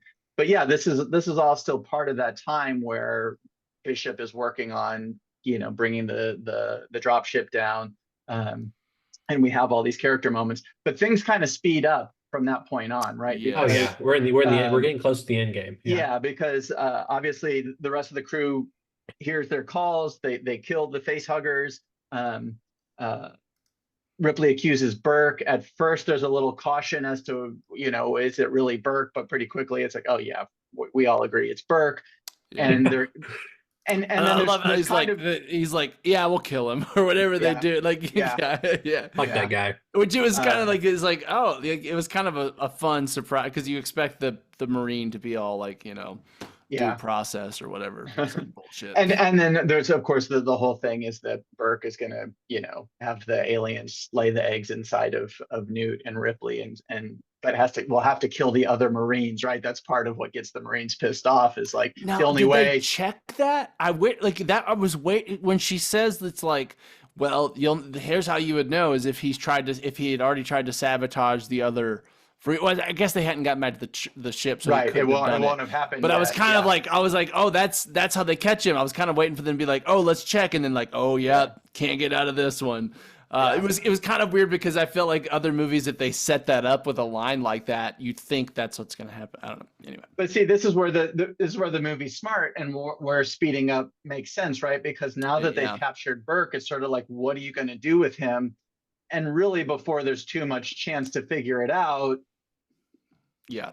Time's up and then we get the climax of this act and the aliens come through the roof and now we got our next big action and Burke sneaks off and everyone's on the run and we get shootouts and now we're in our big final action sequences of the last act. It's funny, it reminded me of Jurassic Park in the way that like the ultimate villain gets done in by like the thing he was trying to use or take advantage of or whatever, like in the same way that I'm gonna call him Newman because I can't remember his character's name in Jurassic Park, but it reminded me almost exactly of that, of like he's getting his justice through the plot of the movie and it's directly tied to like what he was trying to do. Yeah, it's great. One thing I love in movies when it times out this way, they say it's something like there's 26 minutes left to detonation and there's like 28 minutes left in the movie. Like I love that. When that shit happens, I love that stuff. Yeah. That's hard to pull off. Like that's a hard thing to translate from script all the way to make it feel real and make it feel good. Yeah. So I love when that shit happens. I do like the thing. I'll backtrack a little bit. Aliens cut the power. Hudson dies. Gorman kills himself in the vent. When Newt falls down the shaft, whenever that alien comes up out of the water, it's like one of the coolest shots ever in a movie. Yeah. It's brief, but like the lighting to it, it looks good. Looks so good. Also, I'll just be honest. Like I don't know. At the moment, I looking back on it now, it's like obviously Newt's still alive. Like of course, it's an action movie, but like there is this moment of like, how horror is this? When she gets taken as like a first time watcher, I'm like, is this that much of a horror movie? Or like, can kids just die? Like, is that how horrific is this? And then by the end, it's like, of course she's alive and she was taken and stuff like that. But I don't know. There was just a moment where I'm like, this movie could become very more horrific or much more action, and I'm not exactly sure where it's gonna go. Well, and it's funny because now we're in the last act and we've got, these three sequences, right? So they've got to get to the ship. They've got to get to the platform where the drop ship's going to come down and meet them. And we see some sequel parallels, right? Where it's sort of like getting onto the shuttle to escape the Nostromo. Now they're trying to get to a shuttle to escape the colonist base. And then we even get the same thing, right? Newt sort of falls down through the thing and is lost. Ripley has no choice but to still partially escape, but then she's going to turn around and backtrack, right? Yeah. Just like she does in the first movie. She's got to backtrack and go back where she just came from. And so she's going to go all the way back down there to rescue Newt and then go all the way back up where she just came from, right? But before we get even that far, we do, of course, need to recognize that we also lose the last of the Marines other than Hicks, right? During this sequence before Newt is lost. This is where we lose Hudson and Vasquez and Gorman, right? And of course, Gorman gets his moment. He gets it with Vasquez, which is a fun irony there about as polar opposites as you can get with all of those people. And he comes back and sort of proves his worth in his last moment. What a hard thing to do. It is one of those things though where it's like he died pointlessly a little bit. Like it's like he goes back to help her, but he doesn't do any good, and then they both die, kind of thing. Well, hopefully he does some good. He helps the greater good. I guess he holds off the aliens getting past them Yeah, they might not have even made it as far as they do. Two things with that. It is also interesting though that it's the shockwave of Gorman's grenade that actually causes Newt to fall down into the fan. Yeah, okay. So he's like, even when he's trying to do good, there's like one little last thing. But I have noticed this thing, and I'm wondering if you guys have noticed it too. I've been seeing it a lot in TV and action movies where we get that sort of this general idea where like we have a group of characters that's running from the bad guys, and then one character says like, you guys go ahead, and basically is like, I'm going to sacrifice myself to slow them down so you can get away. And it doesn't work. But I noticed that it not only does it not work, it's almost never necessary. It's become really weird. Like they're kind of far away, and you could get away too. Like you can all just get away. Like I don't know. Like it's almost like they've taken a cliche. It's already a cliche now, and now they're just poorly executing the cliche. Like it just doesn't even make any sense that the person has to sacrifice themselves. They don't even have to do it. And it just feels super fake. I need to make a list because I've seen it 3 or 4 times in the past year, and I can't remember what TV shows and movies, but it's driving me crazy. At least here, it still does what it's supposed to do, right? I mean, they're getting caught, and they do slow down enough aliens that presumably they were able to get to the platform. They might not have gotten to the platform if Gorman and Vasquez hadn't sacrificed themselves. I like it when they subvert that anyway. You know, I'm thinking of we're watching Shogun right now. I don't know if you've watched Shogun. I'm watching it, so don't give me too much. Well, there's a character that you think dies that doesn't. I'll say, and it was, but also, you know, of course, I'm thinking of Lord of the Rings when Faramir like goes to his death, but then he comes back. Anyway, sorry, I just had a tangent. Yeah, I know where the idea. I don't like that either when it happens in movies, Bruce. But the idea obviously is to like subvert, like, oh, they're going to do something and then it doesn't work out, and so it's like, you know, I don't know. I see it a lot of like in stuff like This Is the End, the comedy horror, the comedy in the world movie. The one that the best example of it that actually I think it flips its own head again is, if you've ever seen Tucker and Dale versus Evil. I haven't. Dude, if you haven't seen that movie, it's an amazing comedy horror film. Yeah. And there's a moment where one of the guys, they break away from the pack to save everybody. And if you don't know the plot, the thing is, it's these two like country guys. Right. And and so if you know it, so it's like they're just normal, and this group of teenagers think they're like these serial killers, and they're not. But these teenagers keep dying, trying to like run away from them, and the other teenagers think they're actually killing them. So the moment where the guy breaks away to like I'm gonna distract him or whatever, he ends up running through a branch of a tree, and it kills him. But then the brothers are accused of killing this guy again. Like, he killed Dave, you know. So like that's one of the best like subversions, and it actually works. But anyway, that's a great movie if you haven't seen it. So so I mean, obviously in the end game now, Ripley goes to get Newt. As she's going through, you know, just all these iconic moments. For the first time for the first of 2 times, she goes to get Newt, right? Right. Yeah. Which is interesting that I almost like forgot that beat, because at first I was like, yeah, she goes to get Newt, and I was like, yeah, because she is, and like, oh wait, no, this is the first time she goes to get Newt after Newt gets taken away or fallen away. And it happens very shortly after. So she goes through there, she meets the Queen, and again, I cannot express how much I love the design of the Queen and just how good it looks and just how great the filmmakers did on this. Obviously, there's they escape from the Queen in this moment, and you walk out there. We do have to stop there for a second because there's a lot that's happening, right? So, you know, as she's carrying Newt, she's found Newt, she's got her out of the stuff, and then she's in the Queen's chambers, right? And the Queen has like called the aliens, right? And they're on each side, and then Ripley threatens, you know. Yeah. I love the like, fuck it, let's do it anyway.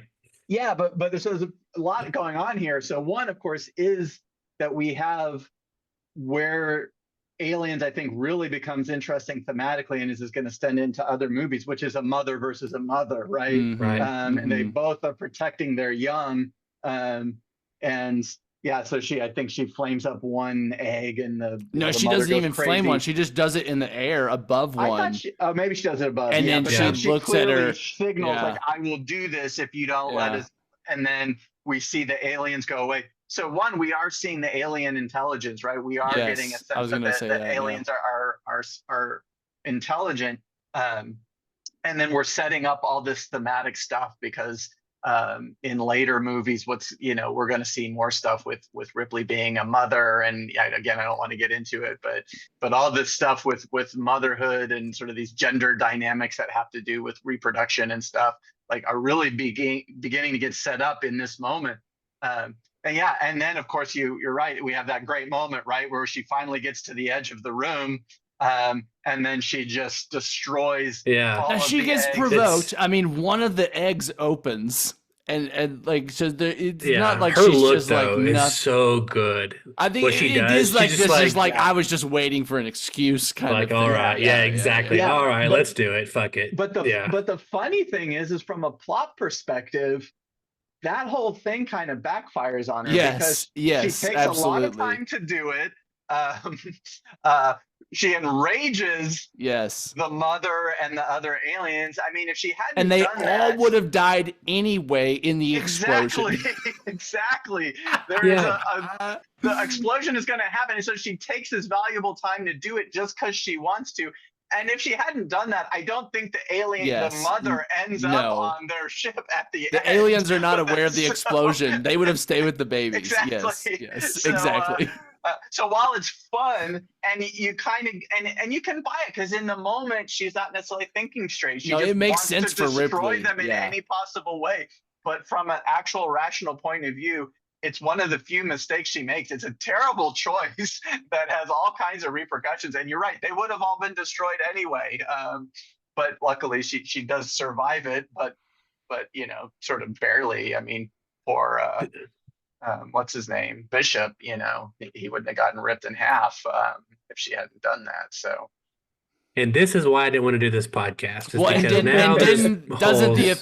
I mean, Aliens 3 picks up like basically right after this. So even doesn't Aliens 3 and 4 happen because of this mistake? But see, it's okay. Like, but you're calling it but it's not a plot well, it's a mistake because it's a mistake in that, like, a character didn't act completely rationally in a super stressful situation. Exactly. It's not a mistake. Right. There's no reason to think that she should have acted completely rationally. I'm totally on board with her making that choice in the moment. It was a bad choice. That doesn't mean in hindsight. In hindsight, it was a bad choice. Exactly. Yes. So it's funny and ironic. I don't think it makes the movie any worse at all. No. It just kind of makes me laugh at the end. I was like, oh well, if she hadn't been so pissed off in the moment, it could have worked out a little easier. Yeah, anyway, it's another one of my. It's cool, so we forgive it, right? So it's a great moment. It's a great moment. Yeah. Of course, when she gets to the dock or the whatever the area, the aliens coming up the thing, which it's kind of not comical, but it, like Daniel said, there is some kind of like blocking, editing things happening here. Well, just in this last sequence, I was noticed how many tight shots there were, and just like we were, and it was good cutting because it was like, it did really well hiding the cuts a lot. Like you would cut and you'd be like, I just barely even know that happened. But it was, and I think it's again, coming from the first movie where like it's a single alien on a dark, empty ship. It's easy to find reasons where you barely see the alien in Alien 1, right? Yeah. This one feels a little bit weird because it's like the climactic, action-packed battle in a relatively well-lit room with the Queen, and so it's just it's like, of course, those were like budget decisions, right? Like, and just like 100%. Practical decisions. Like, I'm sure that like the effects that don't look great as today would look worse if they were all wide shots, and you can see everything well. And so it makes sense, but it is like, again, like that feels a little different than we would do today, just in terms of like how that would be approached. Well, it'd be all CGI today, and and if you watch Alien Covenant, the alien is like completely CGI in that movie, and it makes it like 10 times less scary. Like it just does not look intimidating at all compared to Alien 1 and 2. or even Donovan, three at that matter. I do have one plot hole for you, and maybe Sure, you yeah. can come up with a reason why this shouldn't happen. But Yeah. but she takes the elevator all the way down, right? She gets off the elevator to go rescue Newt and do all the stuff. The elevator goes back up to the top. Yeah, that's normal, dude. The elevators do that. They do that. In what world? In what world? We also got to think so the alien, in the way that the alien follows her. No, when she first goes down to rescue Newt, she has Oh, to take the elevator all the way down from the platform. She goes, Right. does all this stuff, and when she comes back, she's It's got to up hit the again. button because the elevator's gone all the way up. There's no reason why the elevator shouldn't still be down there. The elevator would only go up if someone called for it, right? there's a couple reasons here. One, it could be this thermonuclear reactor is going off. The wiring is not so great at this place. I was just thinking in the future, it's like policy. Like if an elevator can go up or down, it's always got to just go back up. It's Sure. like, that's just. But here's the thing too: is there's an argument an alien could have got in there. Clearly, they can turn off the power. They can call an elevator. I mean, the Queen wrote it up afterwards. The second elevator. Well, here's the problem. Yeah. Apparently, there's two elevators, right? Isn't that like what happens? Is like Ripley's riding. I know, because it's like Ripley's riding up hers, and then like another door opens or something to another elevator. And what's hilarious? Maybe the funniest thing to me is the alien looks over and does like a puppy dog, like cockeyed, like. At the elevator opening, and I just thought it was funny because it just had like, oh, a puppy dog. Oh, what is this? Yeah, like it can't speak, right? So it's got to do something. It's just fun. Anyway, minor thing. So what's great about the moment, of course, is that they get to the platform and the ship is gone, and Ripley thinks that Bishop, the android, has betrayed them, right? Yeah. But of course, she's wrong. Yeah, she's wrong, and I love the moment when they're on the ship, and she's like, "Did I do good? You did good." And like that's great. I did again. Like that a lot. Yeah, Lance Erickson is he's perfect for that role. And of course, we have the classic action movie fake out thing, right? Where even horror too, where it's not quite done yet. I like the first Alien. Yeah, it's so funny. They laid it on thick though, because they're like going up into the space, and then they just play like everything's fine music. Like it's like this, like the whole movie has had this like tense soundtrack, and then it's just like dun-dun-dun. It's like just like super serene, almost to the point of like it's unbelievable, like how quickly anyway, it's good. Well, part of that too, the score was like done very quickly, and even some of the score that wasn't used actually was used for Die Hard. That makes sense. It was something that I noticed that the score was just unmemorable in both of these movies. It's just, compared to both movies, maybe not Alien 1. Well, I mean, maybe it's not. It just felt very standard for like the time and just kind of standard orchestral Hollywood score. I was with you like halfway, and then you shit on the first movie score. I mean, do you like remember the theme well of like the score of like, does Alien have a memorable I can't hum it, like but I know it's amazing, so.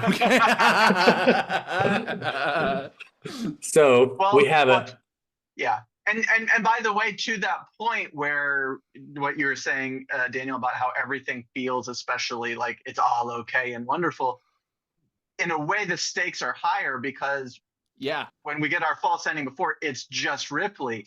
Now it's Ripley, Newt, Hicks, and Bishop, and of course the reveal that it's not safe is a whole different level, right? Which is we get this shot of Ripley saying something, and then we cut to Bishop, and then he gets skewered right through it. And of course, it's like a new kind of chest burster, but it's the tail, right, that comes through and stabs him, and then he just gets ripped in half and thrown apart. That's great. And we go into our final little concluding scene. And that's the they thing do too, such like, a good job of making scene, an android look gross. Oh yeah, you know what I mean? Like in everything else, like a robot dies and it's just mechanical and lights bursting and stuff. And in this one, these androids look just as gross as like a dead human body, just in their own milky way. you know?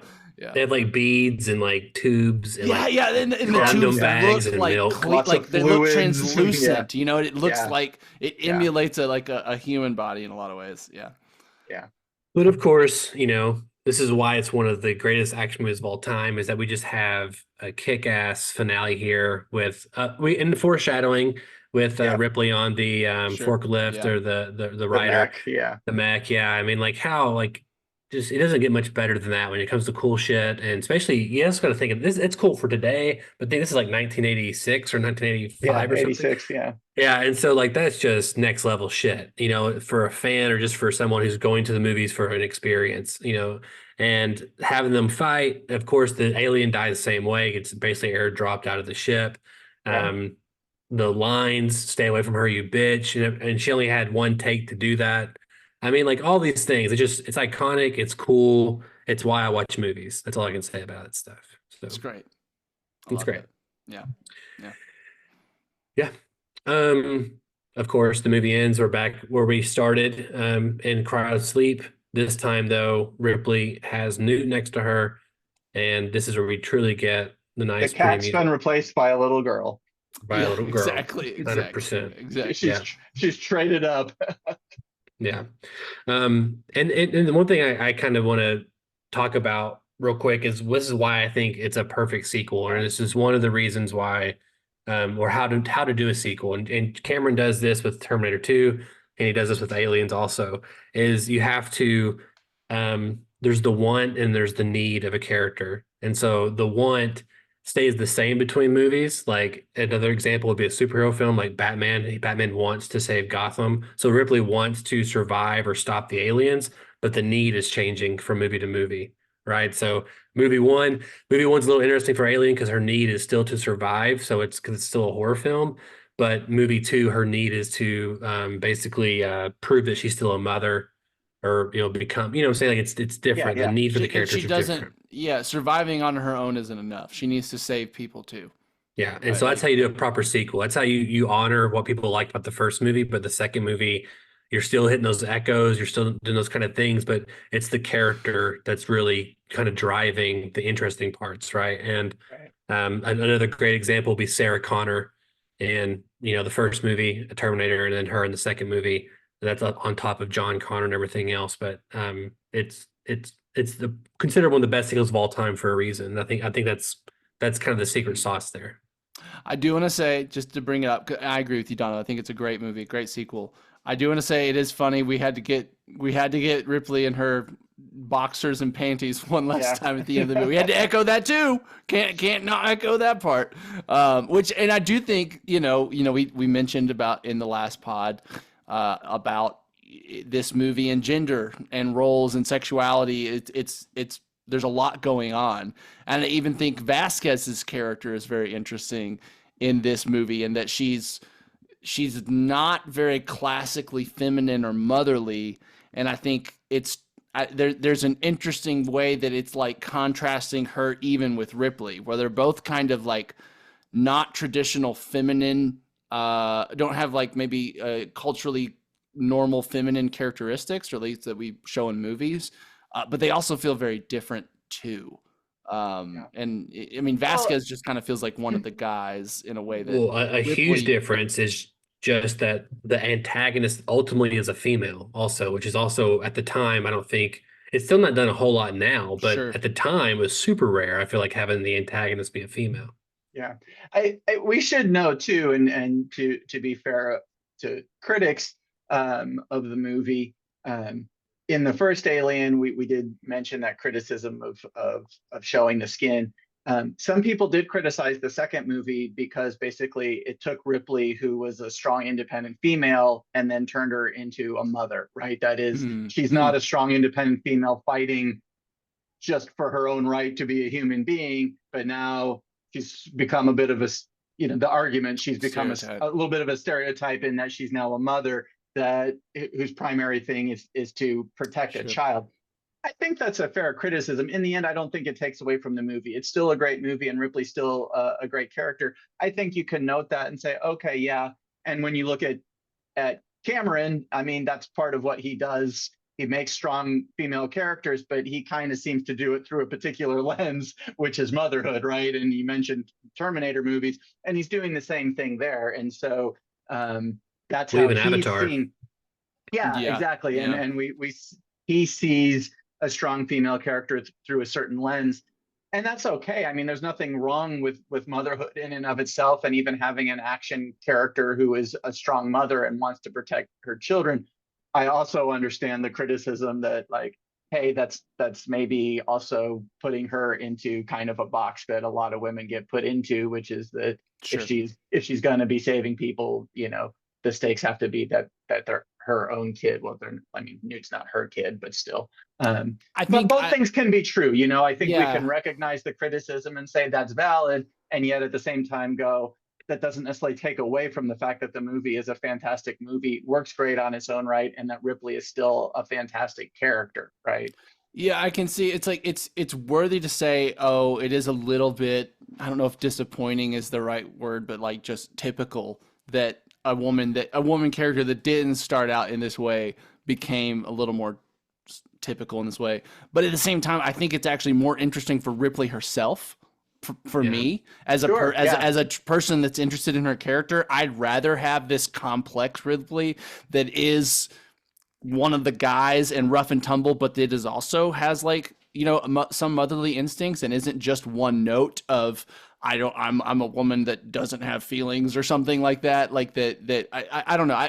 I can see it at a meta level of like, yeah, that is like maybe an uninteresting turn from a more interesting beginning of a character if we're talking about like the trends of film and characters and stuff. But as just a person that's watching the movie that's interested in just Ripley, I think it makes Ripley more interesting. Well, and to Donovan's point, if you took that subplot out, it feels like the movie would be worse, right? And then so then your question is, right? So then your question is, well, what kind of subplot could you come up with that would be better?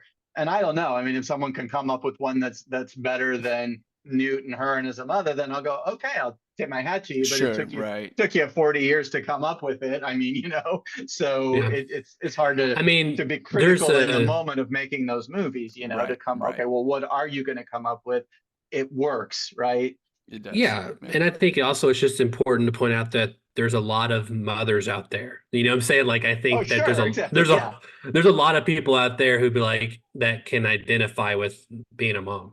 And so probably most, I mean, I don't know the statistics of who ends up becoming a mom and who doesn't, but I get the criticism. Look, I understand it. Yeah. But again, I'm like, it's multifaceted because you're right. In the end, I mean, parenthood is something that everyone can relate to. I mean, obviously some people maybe lose their parents at a young age, but you're either a parent or you're the child of parents, right? Right. So you know, it's so fundamental to the nature of being a human being, and so fundamental to what drives people to do what they do, that of course, I mean, we can claim now, that we have a much stronger, and we do have a much wider range of female roles and parts, but we're never going to get rid of that, right? The idea that whether it's mothers or fathers are going to want to protect their young and protect their children will always be a theme in all of our stories, right? We you know, and would be crazy to get rid of it because at times it might put some characters in a box, right? So well, I thought it was interesting when Avatar 2 came out that all the critics were talking about, and I didn't like love the movie. I enjoyed it. I thought the 3D was amazing just to do that on its own. But everyone, all the critics, every review was talking about how Cameron, you know, does themes about family and all these kind of things, and basically it was alluding to the fact that the reviewers were that we don't get that particular theme a lot today. And like how I think it's such a universal theme. So it's like people were kind of attaching to that because it almost became cliche at some point, it feels like. And then, but it's also universal. And so you're talking about Avatar 1 or 2? 2. Okay.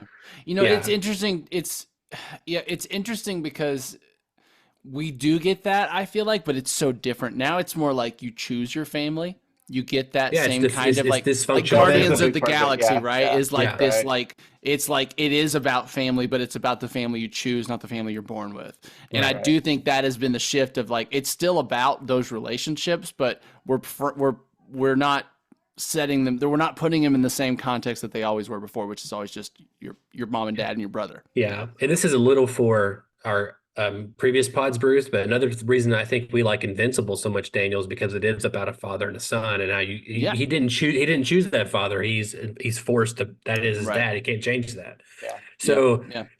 But just touching on Terminator 2 real quick. I mean, Sarah Connor in Terminator 2 is also super fascinating in the fact that she's a mom and she cares about her son, but also she cares more about his existence than actually caring about him. Right. She cares, yeah, exactly. you know what I'm saying? She's like, yeah. she's an amazing, like, she's like, well, probably the toughest female character I've ever seen in the movie.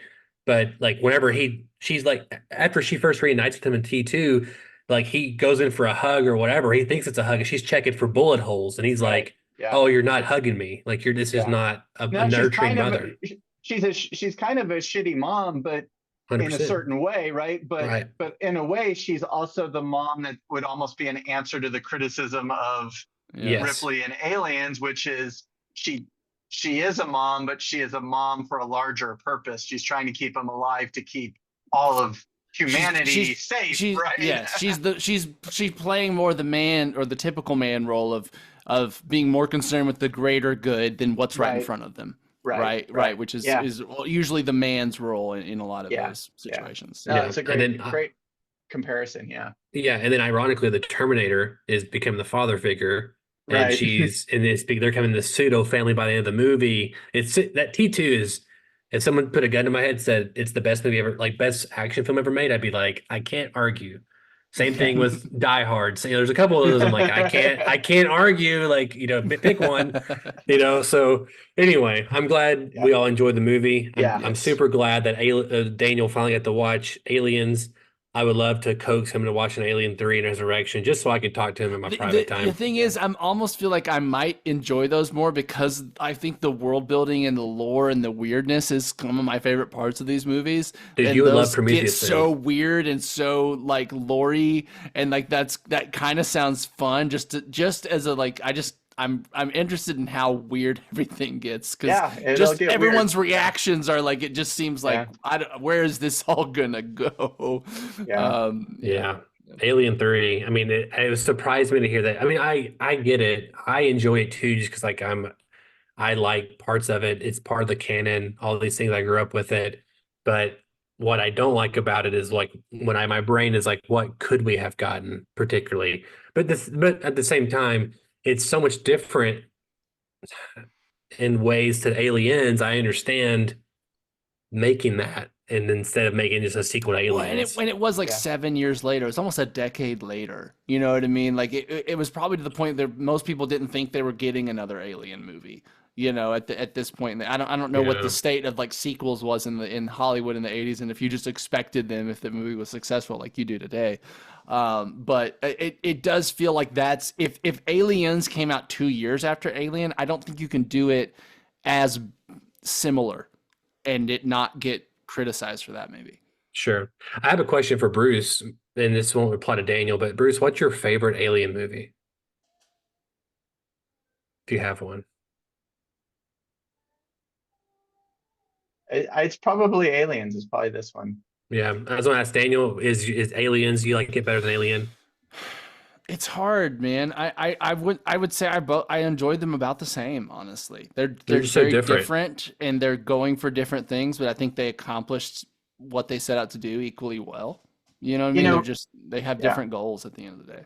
For me, some of it too has to do with nostalgia. I mean, I was a little too young when Alien came out, so that's something I saw later on video, but I saw Aliens in the theater. And so and it was more of a formative part of my high school years. So it sort of has that extra thing going for it. And I just it's sort of more wedged into my consciousness, being at people's houses, staying up late at night for sleepovers, watching that movie. I have that association more than I have with Alien. Makes sense. They just announced today actually that Alien is come back to theaters for the 45th anniversary. As growing up, my answer was always Aliens is my favorite. And again, when I started film school, I started watching Alien like over and over, like once every 6 months I'd watch Alien during film school. And I've seen it now more than Aliens, which is kind of something I never thought I would say. And I love them almost equally. And just because they're so different and they just mean different things to me. And I don't know. I can't explain it, but I love the whole franchise, and I'm very, very happy that we decided to talk about both these films to celebrate 200 episodes of Podcast 2 for 1. And again, Yes. I wouldn't want to do it with any other two guys. So I appreciate you, Bruce, for being on here. Yeah, it's been great. I always love doing this, and I'm always honored that you guys want me back. So Awesome. Daniel, how can our listeners write into us? Listeners, you can write into bit.ly/241mail and let us know what you think of Aliens or Alien. I mean, we just did Alien last week, and we're doing Aliens this week. We've kind of been on a roll of hitting some classics. I'm excited. I mean, I don't even know what we're gonna do next, but I'm sure it'll be something fun. But yeah, let us know maybe what your favorite of the two is, Alien or Aliens. bit.ly/241mail. I don't know when. I'm not saying next. I'm not saying maybe episode 300, whatever. But I would like to do Terminator 2 at some point, just because I think we obviously have to. Now, I have seen point, that several times, so I'm not as I bet a cinema. I think it'd be an interesting one to do, and it's got a lot of interesting things going for it. But I feel like I've seen I've seen Terminator 3 more. Because I think we rented it randomly, and as a kid, when you rent a movie, you gotta watch it more than once because you just don't do that usually. Yeah, and so I feel like I had that, and I had some weird toys from Terminator 3. Anyway, I had the Terminator 3 Rise of the Machines official magazine, Daniel. And so I woke up at 5 a.m. the day it came out in theaters, and I read the whole magazine, and I waited for 3 hours for my parents to wake up to take me to Little Rock to go watch it. Well, and I did play the Terminator 3 arcade quite a bit. I think it was a shooter arcade. Mm-hmm. And I didn't play any of the other Terminator arcades, but I played that one quite a bit. And yeah. That's awesome. Well, listeners, episode 200. It's been a fun 4.5 years. I'm excited for what comes next. And my name is Donovan Thompson. I am Daniel Wingfield. And I'm Bruce Hutchinson. And we have spoken.